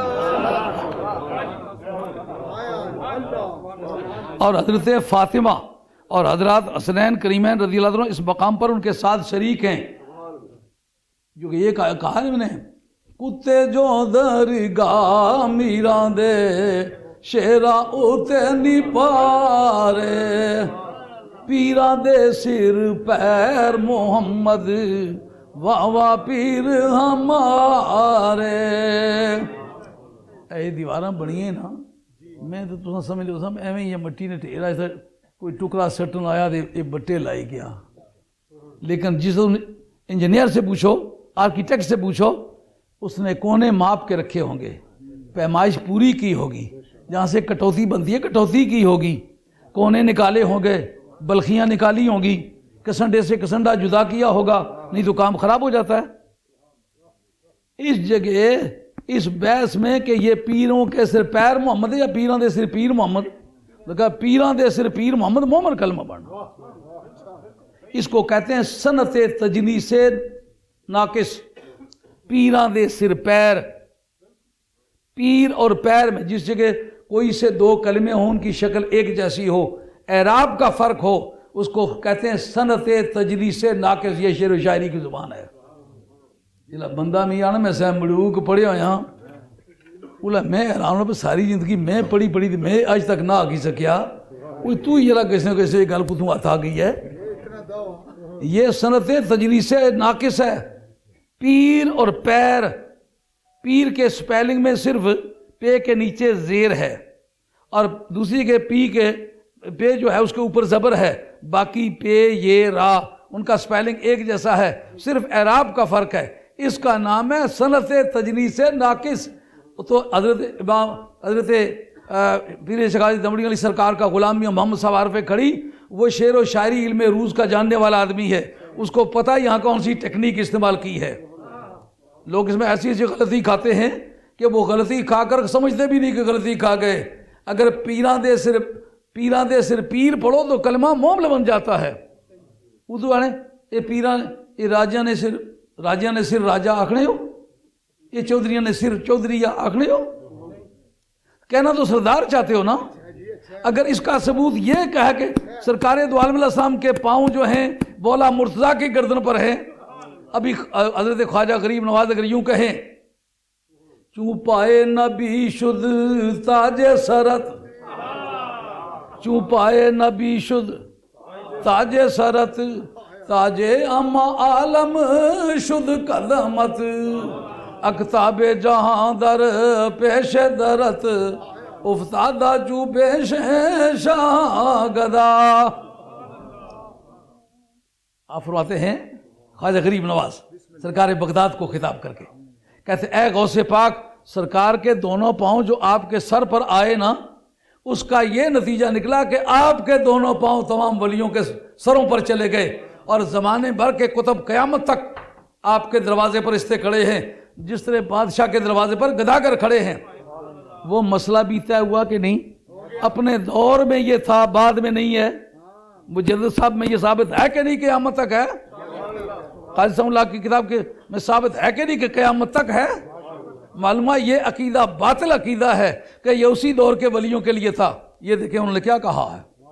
اس جگہ حضرت امام ربانی مجد الافسانی شیخ احمد سرادی رحمۃ اللہ علیہ فرماتے ہیں کہ حضرت غوث ثقلین جو ہیں، کیونکہ یہ مرکز ان کے علاوہ اور کسی کو میسر نہیں ہوا، یہی وجہ ہے کہ آپ نے فرمایا افلت شموس الاولین وشمسنا ابدا علی الافق الاعلی لا تغربوا. پہلوں کے سورج طلوع بھی ہوئے غروب بھی ہوئے، میرا سورج طلوع ہوا ہے، غروب کبھی نہیں ہوگا. یہ ایک مرتبہ. بات زیادہ لمبی ہو جائے گی، یہ میں آپ کو اجازت دوں گا کہ آپ اپنے پاس بے شک رکھ کے نا پڑھ کے مجھے واپس کر دیں. اگر اس میں کوئی بیان کی غلطی ہو، ترجمان کی غلطی ہو، تو آپ کو پورا حق حاصل ہے کہ آپ مجھے ارشاد فرمائیں، میں اس کی تعمیل کروں گا. بات سمجھ آئی ہے؟ اب آیت پر واپس آتے ہیں. اس کے بعد حضرت غازی قلندر کا تھوڑا سا تعارف کراتے ہیں، پھر میاں صاحب کی کردگی پر گفتگو کرتے ہیں، اور پھر اس مسئلے پر آ جاتے ہیں کہ یہ جو مشکل کشائی کا کام ہے کرنا ولیوں نے ہے. جب سے لے کر ولیوں کے منکروں نے ہتھیار پھینکنے شروع کی ہے نا، ہاں؟ سلطان محمود غزنوی نے کیوں نہیں ہتھیار پھینکے؟ ہاں؟ اب دیکھیں خواجہ ابوالحسن خرقانی حضرت سید بہاؤالدین نقشبند شہنشاہ بخارا کے اوپر کئی پشتے اوپر چل کے پی رہے ہیں. سلطان محمود غزنوی ان کا مرید ہے. ہندوستان پر حملے کر کر کے تھک گیا, کچھ نہ بن سکا. شیخ کی خدمت میں حاضر ہو کر کے کہتا ہے بندہ نواز بڑے حملے کیے, نتیجہ کچھ نہیں نکلا. فرمائیے میری قمیص لے جاؤ. قمیص بم ہے؟ یہ کیرل لیبارٹری ہے؟ یہ قدیر خان لیبارٹری ہے؟ یہ بم سازی کا کوئی ریپروسیسنگ پلانٹ ہے؟ ایک درویش کی قمیص ہے اور سید بہاؤالدین نقشبند شہنشاہ بخارا کے مرشدوں کا مرشد ہے, بایزید بستامی کا مرید ہے. بایزید بستامی سے ملاقات ہی ثابت نہیں, 36 برس بعد پیدا ہوا ہے, لیکن فیضان فیضان ہے. اور بایزید بستامی مرید ہے حضرت سید جعفر صادق کا. اب اولاد رسول کو نکال کے کوئی کام بننے والا نہیں. اس لیے میں صاحب عارف کڑی فرماتے ہیں آل اولاد تیری دا منگتا میں کنگال زیانی, پاؤ خیر محمد تائیں صدقہ شاہ جیلانی. کہتے یہ میری قمیص لے جاؤ, جا کر کے پھینکو, وقت مشکل آ پڑے یہ قمیص رکھ کے دعا مانگو.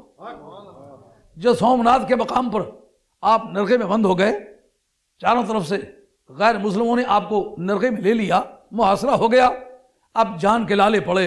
اس وقت اس مرد خدا کی قمیص سامنے رکھ کے کہا مولا کریم جس تیرے لاڈلے دوست کی قمیص میرے سامنے پڑی ہے اس کی برکت سے ہندوستان فتح کر دے. کہا دشمن حملہ کر کے آ گیا, ہمارے ساتھیوں سے ہتھیار چھیننے کی پوزیشن میں پہنچ گئے, اب لڑ کے مر جائیں تو دوسری بات ہے, چارہ کچھ نہیں تھا. دشمن خود بخود بھاگا, سر پہ پاؤں رکھ کے بھاگ رہا ہے, اور پوچھا یہ تلوار کی کاٹ ہے؟ کہا تلوار کی کاٹ نہیں, ایک مرد خدا کی شمشیر کی وار ہے. مشکل کشائی کی کہ نہ کی؟ نہیں فقر و سلطنت میں کچھ امتیاز ایسا, یہ سپاہ کی تیغ بازی وہ نگاہ کی تیغ بازی. جب سے لے کر ولیوں کے منکر ہوئے ہیں اس وقت سے لے کر ہتھیار پھینکنے شروع کیے ہیں, وگرنہ مسلمان ہتھیار پھینکواتا چلا آیا, پھینکنے کا عادی نہیں تھا. قرآن مجید نے کیا بات کہی, اب ذرا غور کریں. جو علماء کرام سے خاص توجہ کا طلبگار ہوں گا, اس کے سوا کوئی تمہارا کارساز ہے. کون کون؟ اللہ, رسول اللہ اور صحیح عقیدے والے. جس وقت محصور کے اندر ایک اور داخل کر دیا تو قصر باطل ہو جاتی ہے نا. معلوم ہے ان کے سوا اگر تم کسی کو مشکل کشا سمجھو گے تو اس آیت کے منکر ٹھہرو گے. اللہ کا نام لیا کہ تمہارا کارساز صرف اللہ ہے, وہ تو ٹھیک ہے, پتہ چل گیا. رسول کا نام محمد تھا صلی اللہ علیہ وسلم, محمد نام کیوں نہیں لیا؟ اس میں قاعدہ, جو فنی کتابیں پڑھی جاتی وہ اس مقصد کے لیے پڑھی جاتی کہ آپ اب ایک آدمی ہے وہ سارا دن اسی کا وظیفہ کرتا ہے, اس کو کیا پتا ہے میں کیا پڑھ رہا ہوں. اس جگہ ایک عالم کی ضرورت پڑے گی جو صرف ترجمہ اور تفسیر جانتا ہے, اس کو کیا پتا یہ کیا بات ہے. اس جگہ لفظ رسول محل استدلال ہے. اس جگہ ایک قاعدہ ہمارے اسلامی جورسپروڈنس کا ہے کہ جس وقت کوئی حکم لگے, کسی حکم کی نسبت ہو کسی شے کی طرف, وہ کلمہ ایسا ہو جو کسی سے بنا ہوا ڈیریویٹو ہو, مشتق ہو, کسی اور کلمے سے بنا ہوا ہو, تو پھر وہ کلمہ ہی صرف مراد نہیں ہوگا بلکہ اس کا مادہ اشتقاق تلاش کرنا پڑے گا. جیسے کہ قاتل کو پھانسی دو, تو قاتل کا مادہ اشتقاق کیا؟ قتل. معلوم ہے قتل جو ہے وہ وجہ پھانسی ہے. جس جگہ بھی کوئی قتل کرے گا خواہ قاتل اس کا نام نہ بھی ہو تو پھر بھی وہ پھانسی ہے, کیونکہ وجہ پائی گئی. سمجھا کہ یہاں یہ بتایا لفظ رسول کیوں ہم نے استعمال کیا. محمد استعمال کر سکتے تھے, کہا نام مراد نہیں ہے, کام مراد ہے. کہا وہ کیا رسول کہا ہے, یعنی مشکل کشائی کا تعلق لفظ محمد سے نہیں ہے بلکہ رسالت کے ساتھ ہے. مادہ اشتقاق اس کا کیا ہے؟ رسالت. یہی مشکل تھی نا, اسی وجہ سے میں بیٹھا ہوا وہاں تھا, مجھے یہ تجربہ ہوتا رہا ہے زندگی میں. مادہ اشتقاق کیا ہے؟ رسالت. معلوم ہے مشکل کشائی کا تعلق رسالت کے ساتھ ہے. کیا مطلب؟ یہ دیکھیں گے کہاں کہاں کا رسول ہے. جہاں جہاں کا رسول ہے وہاں وہاں کا مشکل کشا ہے. دیکھنا ہوگا کب تک رسول ہے. پہلا پتہ چل گیا ہر جگہ وہ رسول ہے. ہر جگہ وہ رسول ہے تو پھر ہر جگہ مشکل کشا ہے. آئی بات خیال میں؟ بے شک مدینہ طیبہ میں تشریف رکھتا ہو لیکن رسول اس جگہ بھی ہے کہ نہیں؟ اگر اس جگہ بھی رسول ہے جیسا کہ وہ واقعہ ہے تو پھر معنی یہ بنے گا کہ یہاں بھی مشکل کشائی وہ کرے گا. اگر اس کو پتہ ہی نہ ہو تو مشکل کشائی کون کرے گا؟ سمجھ گئی بات؟ جی یہ کس دور میں مشکل کشا ہے؟ کہ جس دور کا وہ رسول ہوگا اس دور کا مشکل کشا ہوگا. کہ رسول تو ہر دور کا ہے. کہ رسول ہر دور کا ہے تو مشکل کشا ہر دور کا ہے. دیکھنا ہوگا یہ کس کا رسول ہے. کہ ہر ایک کا رسول ہے. کہ ہر ایک کا رسول ہے تو ہر ایک کا مشکل کشا ہے. کب تک مشکل کشا رہے گا؟ کہ جب تک رسول رہے گا. وہ رسول دنیا میں بھی ہے، رسول قبر میں بھی ہے، رسول قیامت میں بھی ہے. اس کا مطلب مشکل خواہ دنیاوی ہو، خواہ برزخی ہو، خواہ قیامت سے تعلق رکھتی ہو، ایک ہی جھٹکے سے سب مشکلیں پار. سمجھ آ گئی بات؟ والذین آمنوا الذین، اور وہ مشکل کشا ہیں جن کا عقیدہ صحیح ہے. یہ عقیدہ صحیح والے تو ہر دور میں پیدا ہوتے رہیں گے. میاں صاحب رحمۃ اللہ علیہ اسی حمایت میں ہیں کہ وہ لوگ پیدا ہوں گے تو مشکل کشائی کا ٹائٹل اس آیت کے ذریعے سے ان کو ملا ہے کیونکہ پیچھے مشکل ہی کا ذکر ہے کہ اگر سب دنیا کو ہم دشمن بنا لیں گے تو ہماری مشکلوں میں کام کون آئے گا. کہا یہ اگر کام آ بھی سکتے ہو تو دشمنان دین تو تمہارے کام نہیں آئیں گے.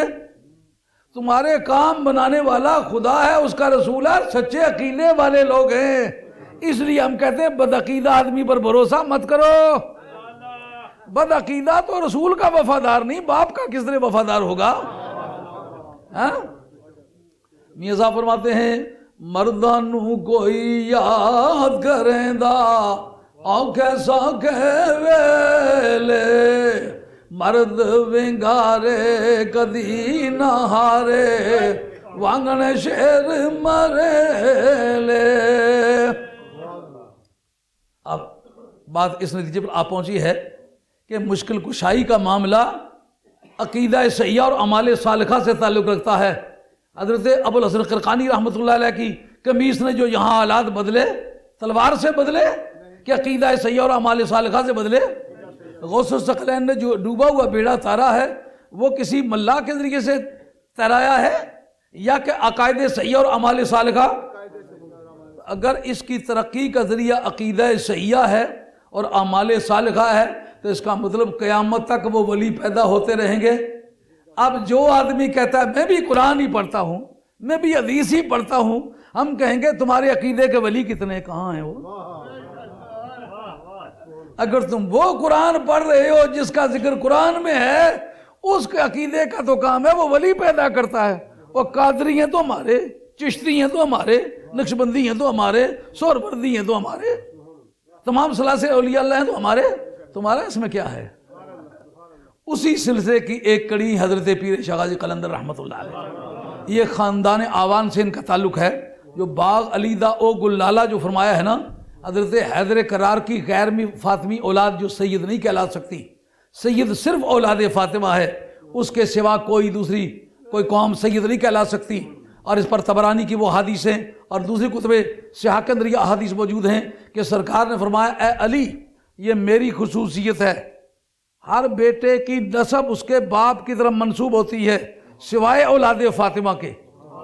آپ کی باقی بیٹیاں بھی ہیں لیکن نام نہیں لیا. اس کا مطلب امام طبرانی کہتے ہیں اگر باقی بیٹیوں کی اولاد ہوتی اور وہ زندہ رہتی پھر بھی وہ سید نہ ہوتے.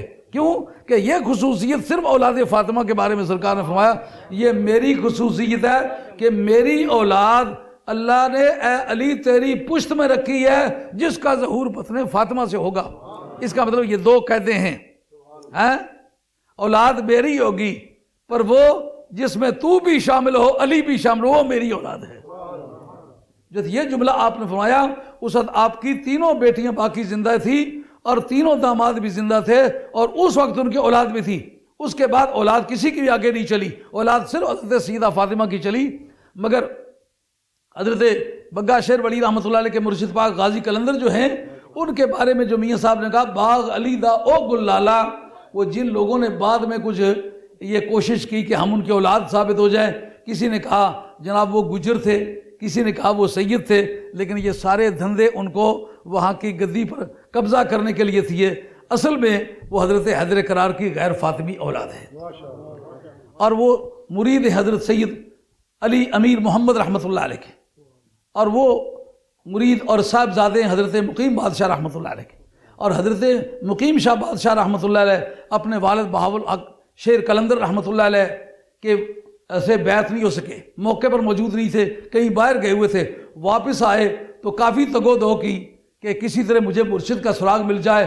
اس وقت حضرت بہاول حق شیر قلندر رحمۃ اللہ علیہ نے قبر سے باہر تشریف لا کر کے کہا کہ گھبراؤ نہیں, تم اس طرح کرو, چلے جاؤ میانی جو قبرستان ہے لاہور میں, اس جگہ سخی حیات المیر زندہ پیر حضرت والی بغداد کے پوتے حضرت سید شاہ عبد الرزاق کے صاحبزادے, وہ وہاں تشریف فرما ہیں, تمہارے انتظار میں ہیں.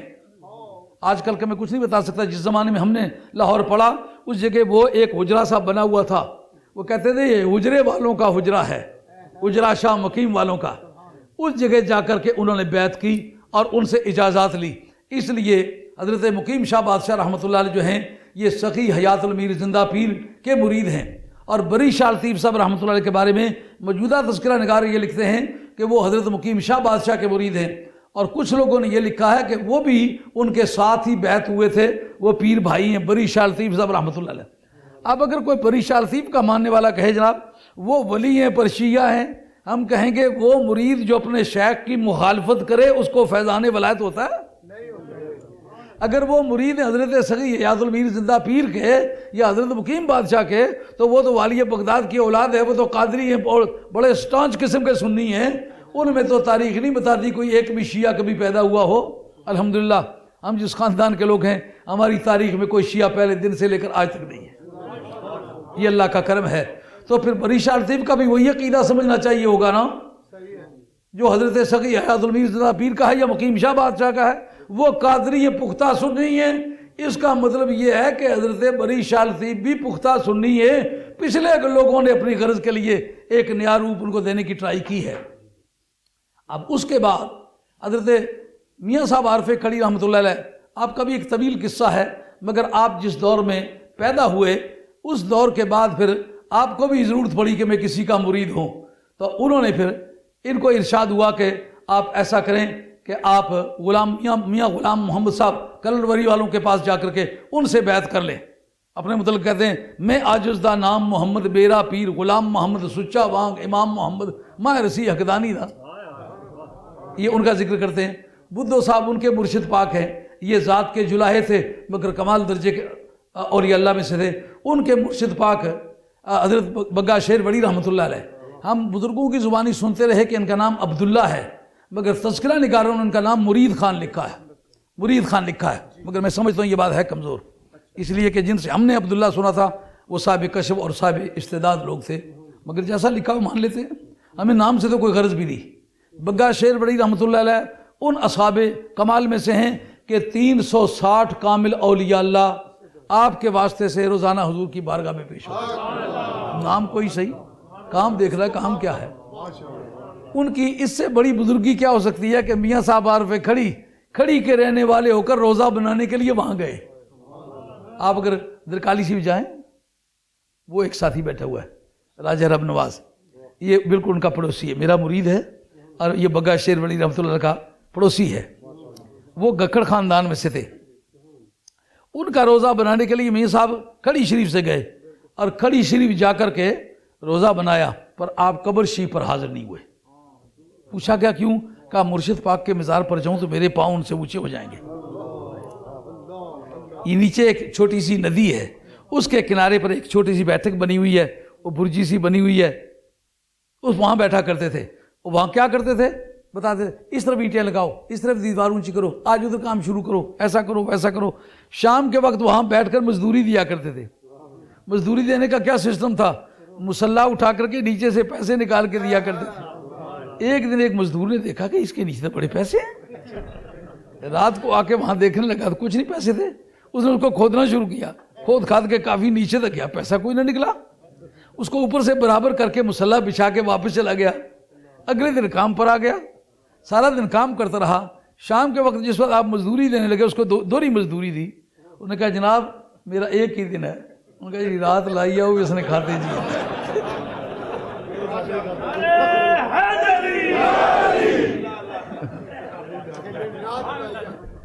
وہ جو رات تم نے لگائی ہے وہ بھی ہمارے کھاتے میں لگی ہے نا۔ اب میاں صاحب عارف کڑی رحمۃ اللہ کا سہ ملوک میں لایا ہوا ہوں میں، برکت کے لیے کتب خانے میں رکھا ہوا ہے۔ اگرچہ میں اس کو اچھی طرح سمجھتا نہیں ہوں، لیکن جتنا سمجھتا ہوں اس کے حساب سے اس کے چند اشعار آپ کی خدمت میں پیش کرتا ہوں۔ دیکھیں کہ میاں صاحب عارف کڑی رحمۃ اللہ علیہ نے اس پہ کتنا کام کیا ہے اور وہ کس نوعیت کا کام ہے۔ انہوں نے اصل میں عشق اور محبت کی جو تعلیم دی ہے وہ بہت کم ملتی ہے پوری دنیا میں۔ میاں صاحب رحمۃ اللہ علیہ عشق و محبت کا میر کارواں ہے، اور وہ لکھتے ہیں عشق و عاشق کی کہانی۔ وہ فرماتے ہیں کہ باروں دسن کالے میلے، سمجھنے والی بات ہے، باروں دسن میلے کالے اندروں آب حیاتی، اوٹ سکے ترے آیا وانگن جان ندی وچ ناتی۔ سمجھا رہی ہے بات؟ ذرا لہجے سے پڑھ لو۔ باروں دسن میلے کالے اندر آب حیاتی، اوٹ سکے ترے آیا وانگن جان ندی وچ ناتی۔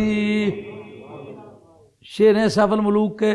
اب دیکھنے ہوں گے کہ انہوں نے اپنی طبیعت سے یہ باتیں کہی ہیں یا کہیں لکھی ہوئی بھی ہیں جو انہوں نے نظم کی ہیں۔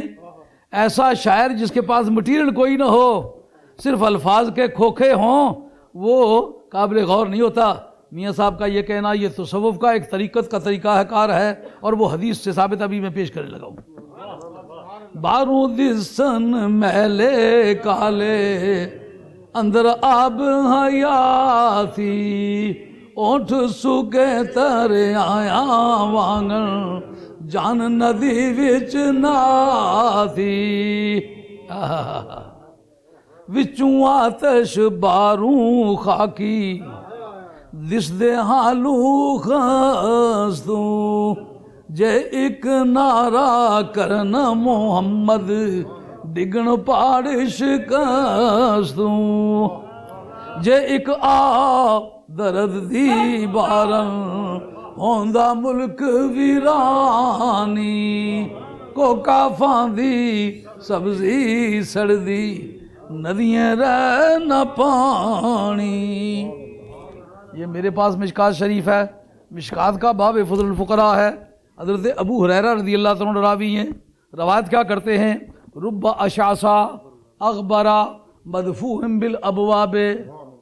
اس سے واسطے بیان سن وہ رکھو چیز امید تسلی ہے، لیکن جنا راکھی والا مارنا ڈانگ چاہیے کھلتا ہے ماڑا کڑی کڑی دھیان اگے پیچھے اگے پیچھے نہیں۔ چلو ہن پکڑی رکھو، ہن بہنا دے جس تک میں لگوایا۔ باب فضل الفقراء، حضرت ابو ہریرہ راوی سرکار کی زبان کے بولے کیا؟ ربا بہت سارے، اشعثا بکھرے ہوئے بالوں والے، اغبارا گرد پڑی ہوئی ہے، مدفوع بالابواب دروازے پر پہنچے کسی کے تو دھکے مار کے پیچھے کر چل مشٹنڈے کہاں آ گیا ہے، لمبے کرتے پہن کے بھیک مانگنا شروع کر دیتے۔ مدفوع بالابواب، باہر سے حالت بڑی خستہ نظر آتی ہے۔ بارود سن میلے کالے اندرو آب حیاتی، اوٹھ سکے ترے آیا وانگن جان ندی وچ ناتی۔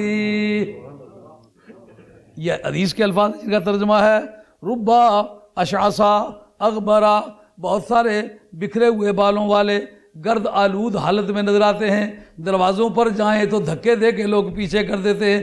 لو اقسم علی اللہ ہے، اگر ڈٹ جائیں کسی بات پر تو خدا کی قسم کھا لیں، خدا ناممکن کو ممکن کرے پر ان کو کبھی نہ ٹالے۔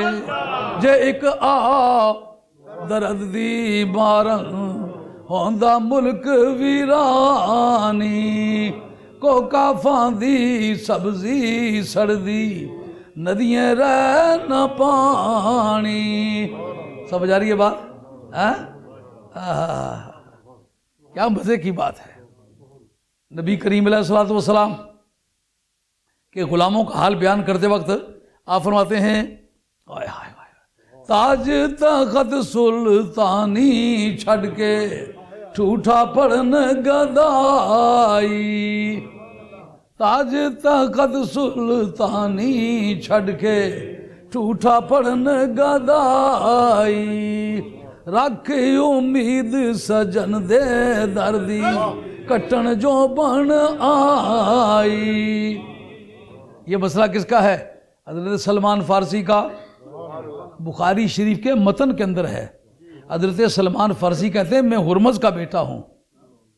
چنی دم کے در وقت نزع روا بہرمز چنی گفت نوشیروان. نوشیروان پہلا سجادہ نشین ہے ہرمز جو نوشیروان کی موت کے بعد بنا ہے. یہ ان کے صاحبزادے تھے. یہ کیانی ہیں حضرت سلمان فارسی. ایک روایت کے مطابق آپ کے وفات کے وقت آپ کی 250 برس عمر تھی اور ایک روایت کے مطابق 350 تھی. 250 ہو یا 300 آپ کا مزار مدائن میں ہے جس کو انگریزی میں ٹیسیفون کہتے ہو. وہ قصر ابیض جو ان کیانیوں کا دارالخلافہ تھا. 250 برس کی عمر میں ایک دھکے سے 2 ٹکڑے کر دیے تھے اس شاہی قلعے کے دروازے کے. آپ ایک چھوٹا موٹا دروازہ توڑنا چاہے کہ اکبر کی ذات پاک سے ہے لیکن دوستی ان کی جناب مولا مرتضیٰ کے ساتھ ہے. ساری زندگی جو پیار کا تعلق گزرا وہ مولا مرتضیٰ سے گزرا ہے. اور اس کے متعلق علامہ ابن عبد البر نے الاستیاب فی معرفت الاصحاب کے اندر لکھا ہے یہ اس بڑے گروپ میں سے ایک بندے ہیں جو حضرت حیدر کرار کو بعد از انبیاء سب سے افضل سمجھتے تھے. الاستیاب فی معرفت الاصحاب. اسی طرح تحفہ اثنا عشریہ شاہ عبد العزیز صاحب ان کا نام سر عنوان دیا ہے.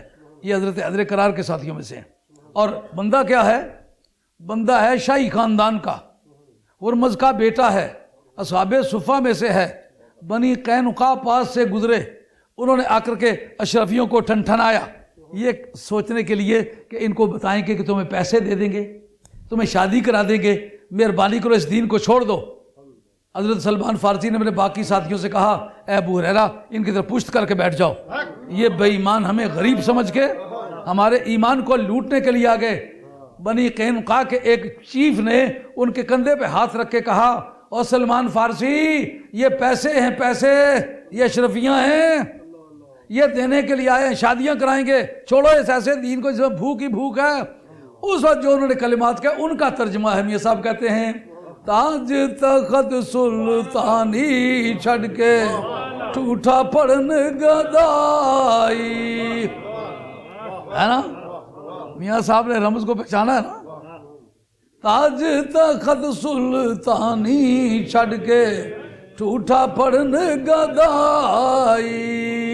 رکھ امید سجن دے دردی کٹن جو بن آئی. بات سمجھ میں آئی ہے؟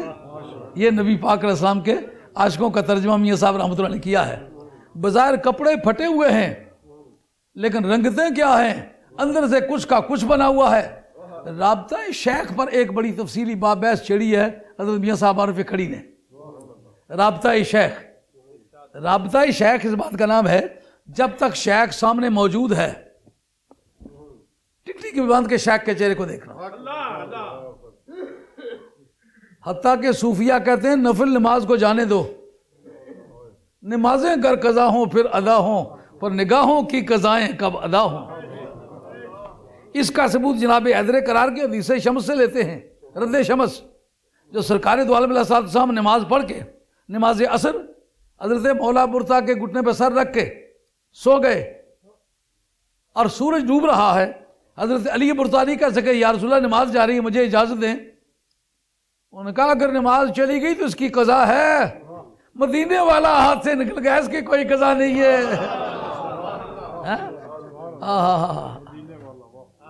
جب تک سامنے ہے ٹک ٹکی باندھ کے دیکھنا. جب نگاہوں سے اوجھل ہو جائے تو پھر اس کو اپنے ذہن سے اوجل نہ ہونے دینا، اس کا نام رابطہ شیخ ہے۔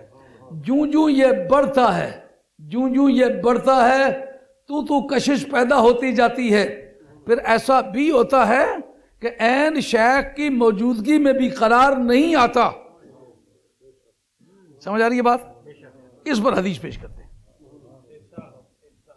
اس میرے ہاتھ میں اٹھی کتاب کا نام ہے کتاب الشفا فی تعریف حقوق المصطفیٰ، جلد 2، سن 80 میں یہ حوالہ لگایا تھا، ذہن میں اس وقت تھا کہ صفحہ اس کا 48 بنتا ہے، الحمدللہ آج بھی دیکھا تو وہی نکل آیا۔ یہ دوست اس موقع پر موجود تھے۔ نبی کریم علیہ السلام ایک صحابی مبارک ہیں، ان کا طریقہ کار کیا ہے؟ کہتے ہیں کہ نبی کریم علیہ السلام کی بارگاہ میں آتے ہیں، یہ قاضی ایاز صاحب اسپین کے رہنے والے ہیں، یہ ان کی لکھی ہوئی کتاب ہے۔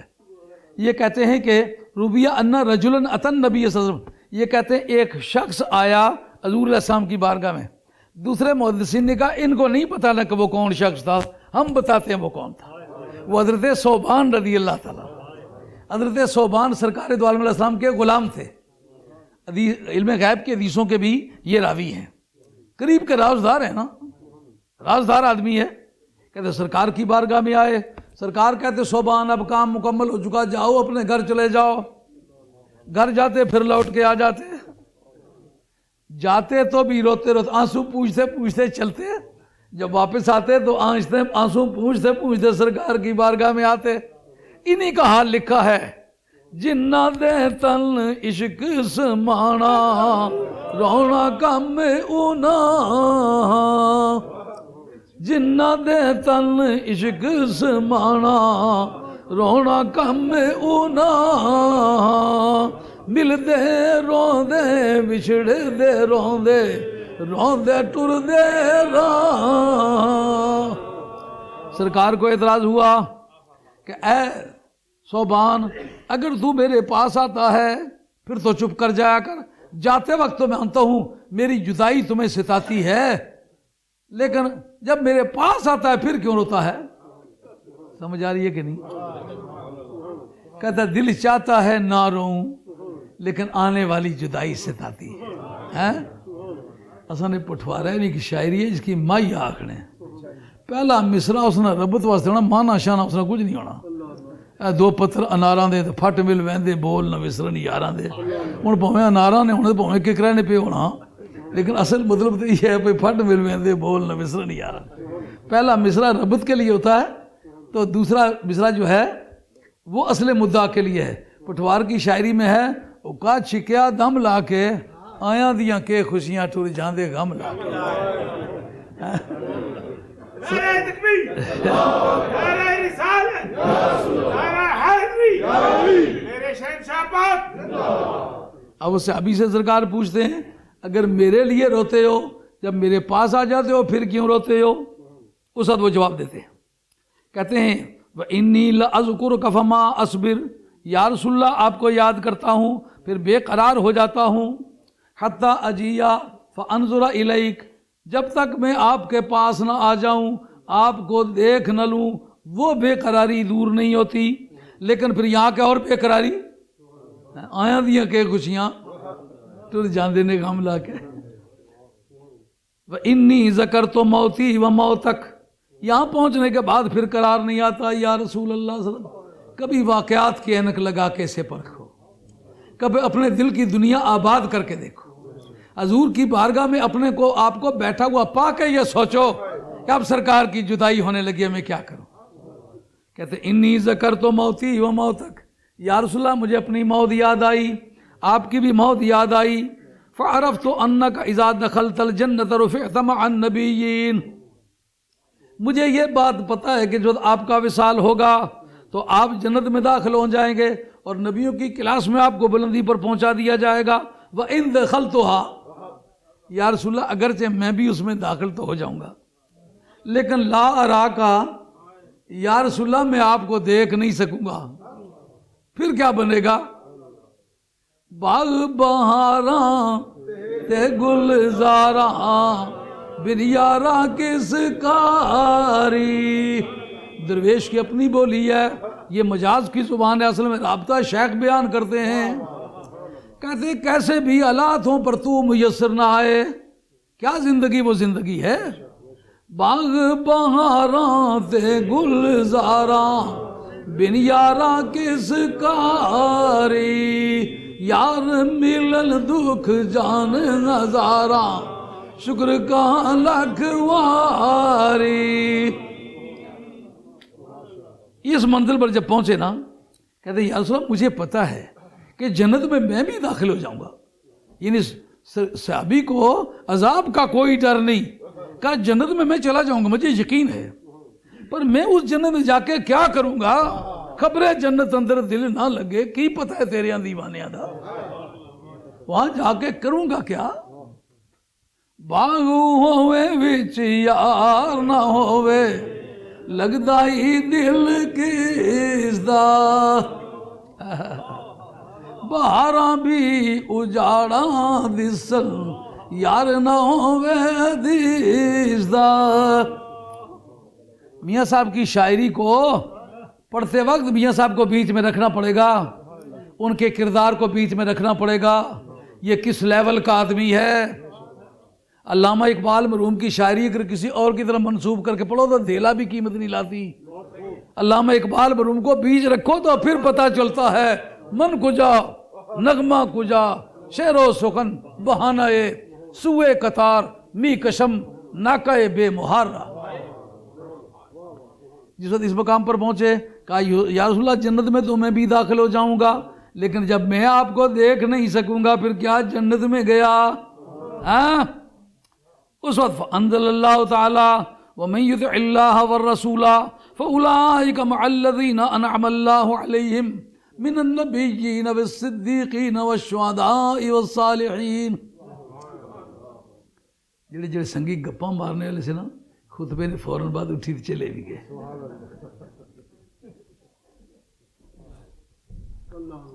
نماز بیان کرو نا جی ٹیچی رونا نہ پیا اصل مطلب وضو پجنے پر آیا ہوا ہے ڈنڈ رولا بایا ہوا ہے کہ نماز والا پھا کپو جیسا بھی فارغ ہوئی ہے اپنی تکلیف دسنے کوئی حال پہ ہونا. جب انہوں نے کہا کہ یا رسول اللہ میں بھی جنت میں داخل تو ہو جاؤں گا لیکن بتائیں اس جنت کو کروں گا کیا جہاں آپ کو نہیں دیکھ سکوں گا؟ پروردگار فراق گھبرا نہیں، عاشقوں کی جذبات کشی کا کام ہم نے نہیں کرنا. عشق بڑی دولت ہے، محبت کا رشتہ بڑا رشتہ ہے. ہم محبت کی بنیادوں پر تو کلاسیں بنائیں گے، اگر محبت والوں کو جدا کر دیں تو پھر ہم نے محبت کا کیا احترام کیا ہے؟ کن تو کنزم مخفیًا فاحببت ان اعرف فخلقت الخلق. میں ایک مخفی خزانہ تھا، مجھے محبت ہوئی کہ میں پہچانا جاؤں تو میں نے اپنے محبوب کو پیدا کیا. جب اپنی محبت کا اتنا پاس کیا کہ کل کائنات کو اپنے صرف یار کے لیے بنایا تو لوگوں کے یاروں کو ان سے جدا کروں تو محبت کشی ہے، محبت پروری تو نہیں. اللہ کریم فرماتے ہیں جو آدمی اللہ کی اطاعت کرتا ہے، رسول کی اطاعت کرتا ہے، یہ لوگ ان کے ساتھ ہوں گے کہ جن پر اللہ تبارک و تعالیٰ نے انعام کیا. وہ کون ہیں؟ وہ نبی ہیں، وہ صدیق ہیں، وہ شہداء ہیں، وہ صالحین ہیں، اور بڑی اچھی سنگت ہے. اس آیت کا شان نزول ہے اور اس کا ماحصل جو ہے رابطہ شیخ ہے. سمجھ آ گئی بات؟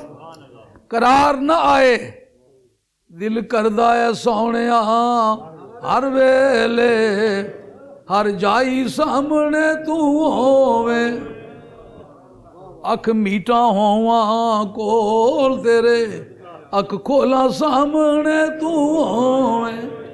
تو جنت سے ہمارا گزارا نہیں ہوگا، ہمیں کچھ دینا پڑے گا. آئی بات خیال میں؟ اب ذرا میاں صاحب نے رابطہ شیخ پر چند اور باتیں کہی ہیں کہ رابطہ شیخ جوبروں پر آتا ہے تو پھر قرار جاتا رہتا ہے. تانگ تیری دی سانگ کلیجے دم دم اندر رڑ کے اے دل میرا گوشت بیرا بولیا سیکھے چل کے. بے قراری ہوتی ہے لیکن مرید سمجھتا ہے صرف میں بے قرار ہوں. واقعہ یہ ہے کہ پھر محبوب بھی بے قرار ہوتا ہے. عشق اول در دل معشوق پیدا می شود. نبی کریم علیہ الصلوۃ والسلام کے صحابہ کرام جب کسی سبب سے مسجد میں نہیں آیا کرتے تھے تو سرکار ان کے پیچھے دیکھنے جایا کرتے تھے کہ نہیں؟ اس کا مطلب یہ ہے کہ محبت کا یہ دو شاخہ تیر دونوں طرف لگتا ہے بیک وقت. اس رابطے کا ذکر کر کے میاں صاحب عارف کڑی رحمۃ اللہ علیہ فرماتے ہیں دیکھ زلیخا عشق ستائی بیٹھی رستہ مل کے سسی وہی شہید محمد رات لہدا چل کے.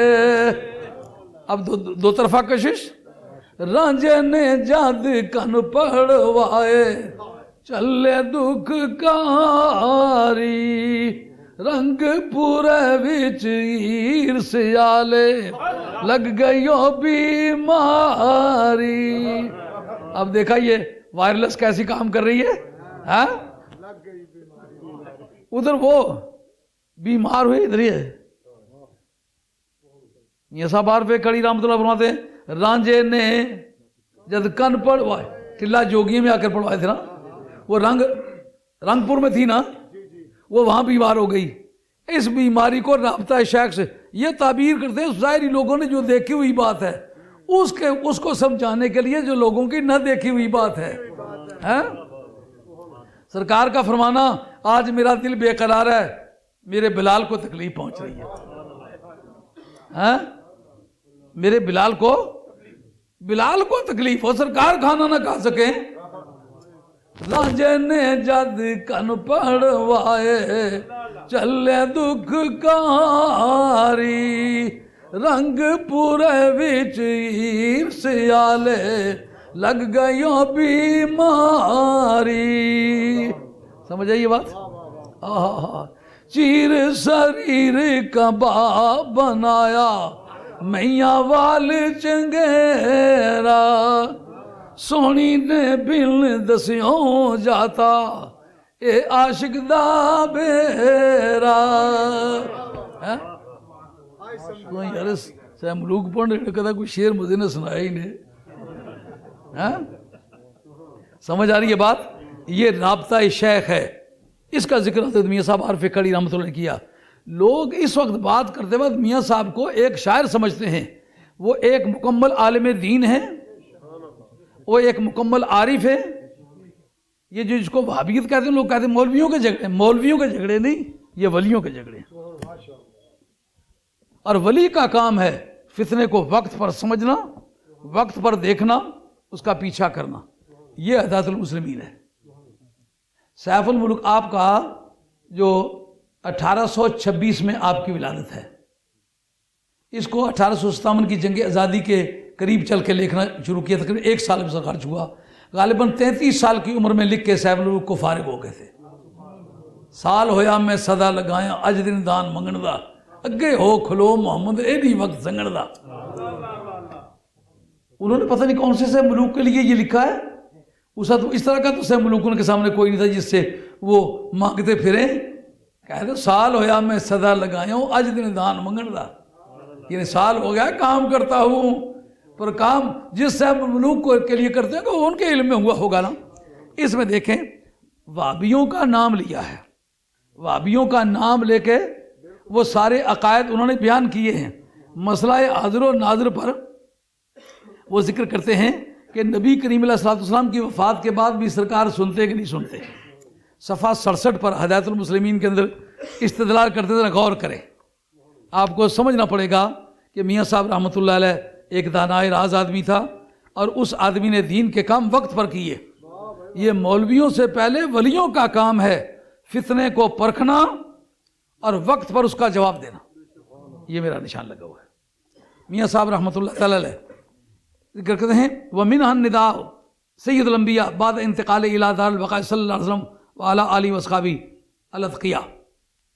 یہ درمیان آنکھ عظیم حدیث ثابت شد کے بعد انتقال نبی علیہ السلام با ندا و خطاب خواندن جائز است. یہ فتویٰ ہے. اس کے اوپر وہ کہتے ہیں اس حدیثوں ثابت ہویا اندر حال وفاتے نال ندا پکارن جائز سرور آل صفاتے.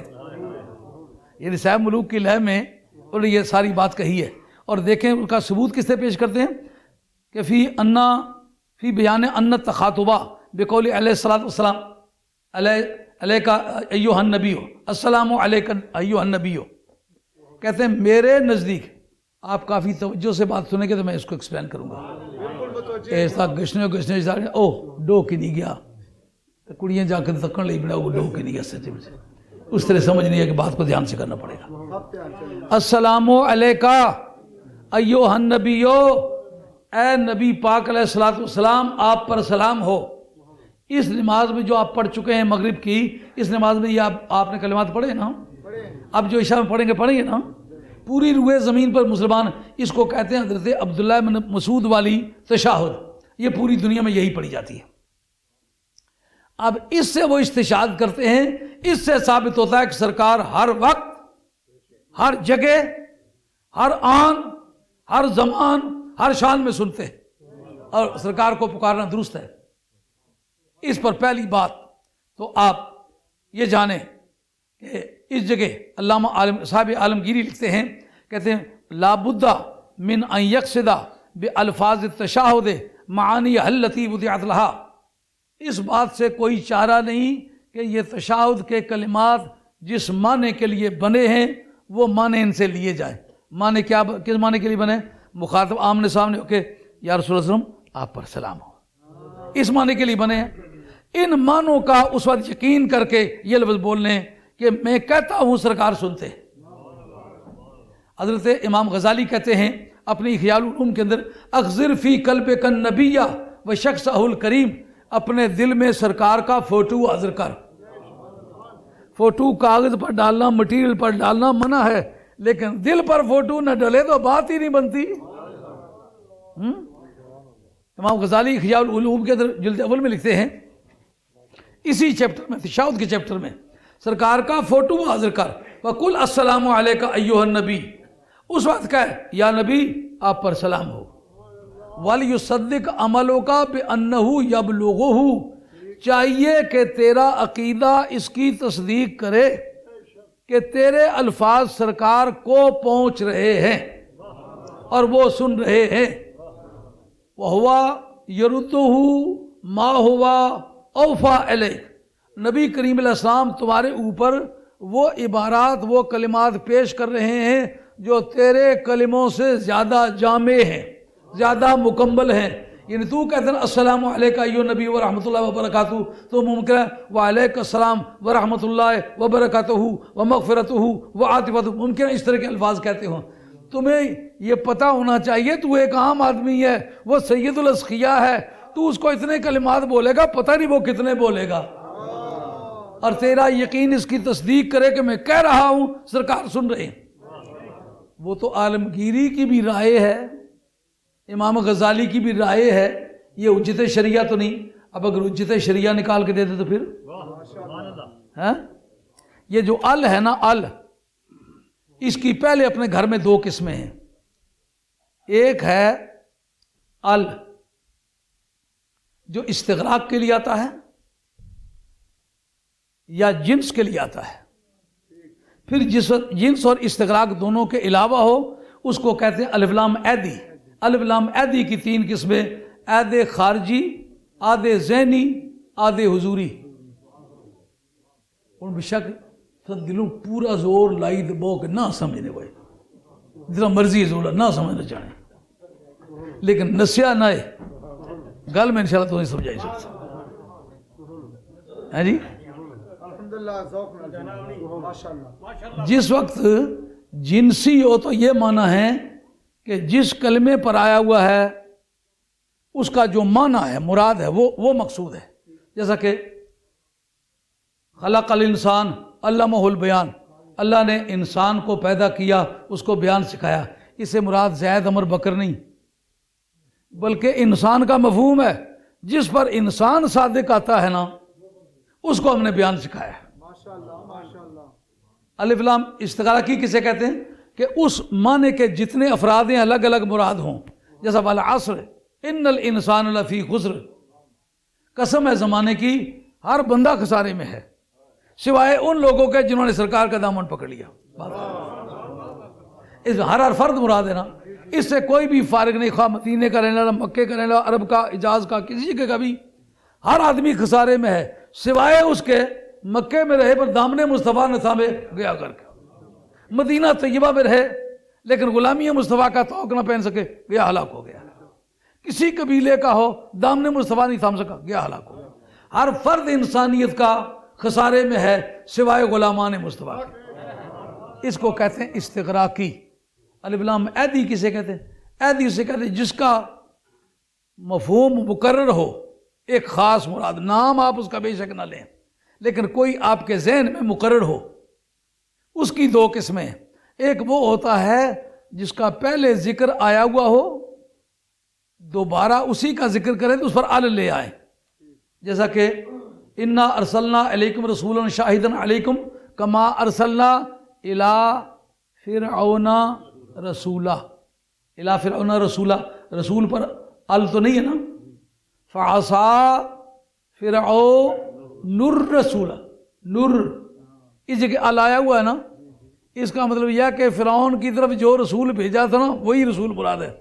فرعون نے اسی رسول کی نافرمانی کی جو اس کی طرف بھیجا تھا، اس کا نام ہے عید خارجی۔ پہلے ذکر کیا ہے اس کا، ذہن سے باہر اس کا ذکر موجود، خارجی کا معنی خارج الذہن، ذہن سے باہر اس کا ذکر موجود ہے، اس کا نام ہے عید خارجی۔ عید ذہنی کسے کہتے ہیں؟ عید ذہنی آپ کو پتہ ہے کہ فلاں کا فلاں سے لگا ہوا ہے، ارے I can't help to see the man، آپ جس سے بات کریں وہ رازدار ہے آپ کا، میں اس کو دیکھے بغیر میرا کوئی چارہ نہیں۔ تو یہ آپ کے ذہن میں ہے، پہلے ذکر کوئی نہیں آیا ہوا لیکن بات جس سے کریں کوئی رازدار ہے وہ سمجھ گیا ہے۔ اس جگہ خدا کا کہنا کہ کنت کنزم مخفیًا فاحببت ان اعرف فخلقت الخلق باپ محبوب سے ہو رہی ہے، اور کہا حدیث قدسی ہے میں ایک مخفی خزانہ تھا، مجھے محبت ہوئی کہ میں پہچانا جاؤں تو میں نے الخلق کو مخاطب سرکار ہوں تو پتہ ہوں میں ہی مراد ہوں۔ اس کا نام ہے عید ذہنی۔ عید حضوری کسے کہتے ہیں؟ جس کے ساتھ آپ بات کر رہے ہوں وہ سامنے موجود ہو، اس کے اوپر آپ ال لگائیں، اس کو کہتے ہیں عید حضوری۔ معراج کی رات سرکار پروردگار کی بارگاہ میں موجود ہیں، رب کہتا ہے السلام علیکہ ایوہ النبی، او نبی جو تو میرے سامنے ہے میں تجھ سے بات کر رہا ہوں۔ مومن نماز پڑھتے وقت کہتا ہے السلام علیکہ ایوہ النبی، نبی پاک جی آپ کا غلام ہوں، آپ سے بات کر رہا ہوں، مجھے آپ نے بتایا ہے کہ نماز معراج مومن کی معراج ہے، معراج دیدار اور ملاقات کے ذریعے سے ہونے والی چیز ہے، جب میری ملاقات ہی کسی سے نہیں تو معراج کیا ہے؟ سمجھو بات؟ اب جس وقت اس کو آدر تسلیم کر لیا ہر ایک نے، میاں صاحب اس مقام پر لگا ہے، کہتے ہیں میں کہتا ہوں ہر جگہ ہر مکان ہر زمان میں سرکار کو پکارنا درست ہے، جیسا کہ امام غزالی کہتے ہیں تو پکارنے کا بھی عقیدہ رکھ اور ان کے سننے کا بھی عقیدہ رکھ۔ اور اس پر جلاء الافہام کے اندر ابن قیم جو ابن تیمیہ کا شاگرد ہے، اس کی کتاب جلاء الافہام ہے، غالباً صفحہ 80 یا 81 ہے، اس کے اندر حدیث کا نمبر بھی اتنا ہی کچھ بنتا ہے۔ حضرت ابو درداء رضی اللہ عنہ سرکار سے پوچھتے ہیں یا رسول اللہ صلی اللہ علیہ وسلم درود کب پڑھنا زیادہ اچھا ہے؟ فرمایا کہ کثروا الصلاۃ علیہ یوم الجمعہ فانہ یوم مشہود، تم جمعے والے دن زیادہ مجھ پر درود پڑھا کرو کیونکہ فرشتے کافی آتے ہیں، وہ آ کر یہ منظر دیکھتے ہیں۔ اس وقت وہ فرماتے ہیں کہ یا رسول اللہ اس جمعے پر یہ پڑھنے کا فائدہ، ما من عبد یصلی علیہ الا بلغنی صوتہ خیس و کان، او کما قال علیہ السلام، کوئی بھی بندہ ایسا نہیں مجھ پر درود پڑھے تو میں اپنے کانوں سے اس کی وہ آواز نہ سنوں، یعنی جو پڑھتا میں سنتا ہوں۔ اس کے بعد عرض کرتے ہیں حضرت ابو درداء اوا بعد وفاتے کا یا رسول اللہ، کیا آپ کے وصال کے بعد بھی آپ ایسا سنیں گے؟ نعم و بعد وفاتی، ہاں وفات کے بعد بھی اسی طرح سنوں گا۔ کیوں؟ لأن اللہ حرم علی الارض ان تاکل اجساد الانبیاء، اللہ نے زمین کو حرام کر دیا، نبیوں کے بدنوں سے چھیڑ ہی نہیں سکتا، نبیوں کی ذات پاک کے بارے میں تو تغیر واقع ہی نہیں ہوتا، تو جب تغیر واقع نہیں ہوتا بلکہ والآخرۃ خیر لک من الاولیٰ، پہلے سے زیادہ اچھا حساب ہو جاتا ہے، پھر سننے میں کیا دقت ہے؟ جو بات آج مولوی صاحب استشہاد کرتے ہیں، میاں صاحب نے آج سے مدتوں پہلے، یعنی 1907 میں غالباً آپ کا وصال ہے، تو 1907 میں اگر آپ کا وصال ہوا ہو تو آج آپ اندازہ کریں 99 برس ہو چکے ہوئے ہیں، اس سے پہلے وہ اس کا سارے انالیسس کر کے چھوڑ گئے ہیں۔ اب بتائیں یہ مولویوں کا جھگڑا یا ولیوں کا جھگڑا ہے؟ اس طرح پوری یہ کتاب، ایک مولوی صاحب کو میں اگر نصیحت کروں کہ یہ آپ صرف ایک کتاب اچھی طرح یاد کر لیں شعروں میں، انشاءاللہ ان جیسا مناظر کوئی نہیں ہوگا، اکیلا آدمی سب پر غالب آ جائے گا۔ تو آپ نے آج حضرت سید مقیم شاہ بادشاہ رحمۃ اللہ علیہ کے بارے میں کچھ باتیں سنی ہے، کچھ بگا شیر ولی کے بارے میں سنی ہے، کچھ غازی قلندر کے بارے میں سنی ہے، کچھ میاں صاحب عارف کھڑی رحمۃ اللہ علیہ کے بارے میں سنی ہے، اور کچھ حضرت غوث الثقلین کے بارے میں سنی ہے، کچھ سخی ایاز المیر زندہ پیر رحمۃ اللہ علیہ کے بارے میں سنی ہے۔ تو آج آپ نے حضرت کھڑی والی سرکار کا یہ عرس منا کر کے آپ نے کتنی روحوں کو راضی کر لیا ہے، میں آپ کا شکر گزار ہوں۔ امید ہے کہ یہ ٹوٹے پھوٹے الفاظ جو آپ کی خدمت میں پیش کیے ہیں، اللہ تعالیٰ کی بارگاہ میں آپ دعا کریں گے آپ اللہ قبول فرمائے، اور جن دوستوں نے اس کار خیر میں قدمے درمے سخنے قلمے کچھ بھی امداد کی ہے، اللہ ان کے جان مال میں عزت و آبرو میں دونوں جہان میں خیر و برکت فرمائے۔ اور آج دعا بھی مانگیں حضرت غازی قلندر رحمۃ اللہ علیہ کے وسیلہ جلیلہ سے، اور اس کا اندازہ بھی کریں کہ جو آپ آج دعائیں مانگیں گے اس سے کوئی مفید نتیجہ نکلے تو آپ مجھے ضرور بتائیں۔ میں امید کرتا ہوں، میں غازی قلندر رحمۃ اللہ کا مرید نہیں ہوں، میں ان کے پیر کی اولاد میں سے ہوں، مگر پھول کو پھول کہنا ہر ناک رکھنے والے کی ڈیوٹی ہے، حسن کو حسن کہنا ہر بینا آدمی کی ڈیوٹی ہے۔ واقعہ یہ ہے کہ غازی قلندر جیسے درویش صدیوں کے بعد کہیں پیدا ہوتے ہیں، وہ عالم اسلام کی ایک بڑی شاہکار ہے، اور سرزمین کشمیر میں نہیں بلکہ عالم اسلام میں ایک بڑی نمایاں شخصیت ہے۔ اور میاں صاحب عارف کھڑی رحمۃ اللہ علیہ نے جہاں درویش کی حیثیت سے خانقاہی نظام کی خدمت کی ہے، وہاں آپ نے شریعت کی اور عقائد کی بڑے پورے طریقے سے حفاظت کی ہے، اور بڑی فراخ دلی کا آپ نے ثبوت دیا ہے۔ جس بھی زمرہ کا کوئی درویش تھا بڑے پیار سے اس کا ذکر کیا ہے۔ سید شاہ چراغ صاحب رحمۃ اللہ علیہ ہمارے خاندان کے ایک بزرگ ہیں چاہن سیدہ میں، وہ ان کے سلسلے کے آدمی نہیں تھے لیکن ان کا ذکر فرماتے ہیں، شاہ چراغ ایک سید ہوئے ریوا دین دنی دا، شاہ چراغ ایک سید ہوئے ریوا دین دنی دا، تنی ملک مکان انہاں دا شہر چوہان سنی دا۔ اور صاحب کرامت ہونے میں بھی آپ کے جو رنگ ملتے ہیں وہ دوسرے اولیاء اللہ کے زمرے میں بہت کم ملتے ہیں۔ باقر شاہ صاحب جو آپ کے، بات لمبی ہونے کا ڈر ہے، 2-4 منٹ اگر آپ کے پاس ہوں تو میں عرض کرتا ہوں۔ باقر شاہ صاحب رحمۃ اللہ علیہ پہلوان تھے، ان کے بھتیجوں نے ان کے درخت کاٹ لیے، تو ان کا یار مرنے دو بعد میں کاٹ لینا۔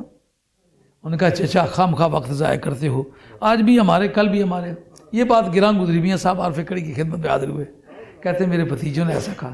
ان کا شاہ صاحب اللہ اللہ کریں گے، اس وقت میں پنجن جا رہا ہوں، گرمیوں کے ایام تھے جس کا ذکر کرتے ہیں، قبر میری جے پنجن ہوندی دنیا گلاں کر دی، پر ڈاڈے کول محمد بخشا جند نکاری ڈر دی۔ گئے وہاں سے ایک چٹھی لکھی کہ آپ انتظار کریں، سید مظفر حسین شاہ آپ کے گھر میں مہمان آنے والے ہیں۔ انتظار کرتے رہے، اللہ کی شان 9 مہینے بعد گزرنے کے بعد بچہ پیدا ہوا۔ میاں صاحب عارف کھڑی رحمۃ اللہ علیہ چک جانی ضلع گجرات کھاریاں کے پاس تشریف لائے تھے، جہاں سرکار کا منہ مبارک ہے۔ تو شاہ صاحب کا پیغام رسان آیا کہ اللہ نے بچہ دیا ہے۔ کوئی 26-27 برس شادی ہوئے کو ہوئی تھی، کوئی بچہ نہیں تھا، بچہ ہوا، بتائیں نام کیا ہو؟ آپ کی طبیعت کچھ علیل تھی، آپ بستر علالت پر پڑے ہوئے تھے، آپ کی بارگاہ میں ایک سید صاحب جیلم کے ہائی اسکول میں عربی ٹیچر تھے، وہ آپ کے نیاز مند تھے۔ شاہ صاحب سے کہا کہ شاہ صاحب آپ قلم لے لکھے، میں بیٹھ نہیں سکتا۔ آپ نے فرمایا چلو بولو۔ آپ فرماتے ہیں کہ ہما نامہ دیرینا ہم رنگ عود، ہما نامہ دیرینا ہم رنگ عود، کہ بندہ سے پنجن فرشتادہ بود، تجسس نمودہ مطالعہ کنید، کہ ار راز و از نام آگاہ شوید۔ وہ پرانا خط جو کالا سیاہ ہو گیا ہوا ہے وہ تلاش کر کے ڈھونڈ کے نکالو، اور کوشش کر کے اس کو پڑھو، تاکہ آپ کو راز بھی پتہ چلے، نام بھی پتہ چل جائے۔ وہ حیران ہوئے کہ ہمارے گھر میں تو کوئی نہیں۔ انہوں نے کہا بندہ سے پنجن فرشتادہ بود، ہما نامہ دیرینا ہم رنگ عود، اس کی وہ حالت جو اب ہے وہ بتائی، معلومات درویش کی بصیرت میں۔ موجود ہے کہ وہ اس وقت خط کہاں ہے، کس حالت میں ہے، جو اس مسکین نے کبھی وہاں سے لکھا تھا۔ آپ وہ تلاش کریں، ڈھونڈیں اور پڑھیں، تاکہ نام کا بھی آپ کو پتہ چلے، راز کو بھی پتہ چلے۔ سچ مچ جب ڈھونڈا تو نکلا ہے، تو سید مظفر حسین شاہ کے جب ابجد کی روح سے کہ فرزند ہم رنگ ابجد بود، وہ جو اس کا ابجد میں حروف میں عدد ملتے ہیں ان کے مطابق اس کا نام ہوگا۔ جب مظفر حسین شاہ کے اعداد نکالے نیومیریکل ویلیو ابجد کی روح سے، تو اس صاحبزادے کی تاریخ ولادت نکل آئی۔ اب بتائیے کہ میاں صاحب رحمۃ اللہ علیہ کا وجود اہل سنت کے لیے ایک اتھارٹی بھی ہے کہ نہیں؟ دور حاضر کا دانشور کہتا ہے نبی کو یہ پتہ نہیں پیٹ میں نر ہے کہ مادہ، پیٹ میں آیا ہی نہیں، تو ولی بتا رہا ہے کہ آئے گا، بیٹا ہوگا، اس کی تاریخ ولادت فلاں ہوگی۔ کیوں بھائی؟ سمجھ آ رہی ہے بات؟ شاعرانہ مذاق میں اس قدر حاضری تھی طبیعت میں۔ احمد یار ایک قصہ سسی پنو لکھا تھا انہوں نے، کبھی جناب خضر سے ان کی ملاقات ہوئی تھی، انہوں نے میاں صاحب کے نام خط لکھا، انہوں نے کہا کہ قلم میری نوکند وچھیرا دسے تاو دے رے، یعنی میرے قلم میں بڑی روانی آ گئی کیونکہ جناب خضر نے میرے منہ میں تھوکا تھا۔ میاں صاحب نے جو ہی ہاتھ میں اٹھایا فرمایا قلم میری ایک ہرن خطندہ ملن نہ دے بچھیرے، کہ میری ایک ہرن خطندہ ملن نہ دے بچھیرے، ہر جنگل کستوری ہلے چھنڈتی پھرے چفیرے۔ شعر و شاعری کے لحاظ سے تبصرہ کرنے بڑا وقت چاہیے، بڑا قیمتی شعر ہے شعر کے لحاظ سے، صنعت مراد و تمثیل ہے، اور مراد و تمثیل کی تمام مراحت انہوں نے ذکر کی ہیں۔ آپ فرماتے ہیں کہ احمد یار خضر تھی پائی سبزی باغ سخن دی، ان کی وہ تنہائی کی ملاقات تھی نا جناب خضر سے، کہا تو خضر سے جب ورقے الٹ رہا تھا تو یار بھی پاس ہی کھڑے تھے، پر میں غوث الثقلین کی بارگاہ کا بھکاری ہوں، میں خضر سے کیوں مانگوں؟ احمد یار خضر تھی پائی سبزی باغ سخن دی، مینو پیر میرے نے بخشی عجب بہار چمن دی۔ آپ کا ہر رنگ نالا ہے، امید ہے آپ اپنی دعا میں یاد رکھیں گے۔ وما علینا الا البلاغ المبین، وآخر دعوانا ان الحمد للہ رب العالمین، والصلاۃ والسلام علی رسول اللہ الحمد للہ رب العالمین۔ خدا کی عظمت کا انکار کرے، خدا کے حکم کو توڑے، پھر وہ اپنا انجام بھگتے بغیر دنیا سے گیا ہو، اس کا نام لو کون ہے؟ جس قصیدے کا نام بردہ آپ نے رکھا ہوا ہے، بردہ تو چادر ہی کو کہتے ہیں، چادر والا قصیدہ، یہ چادر والا قصیدہ کیوں نام پڑا ہے؟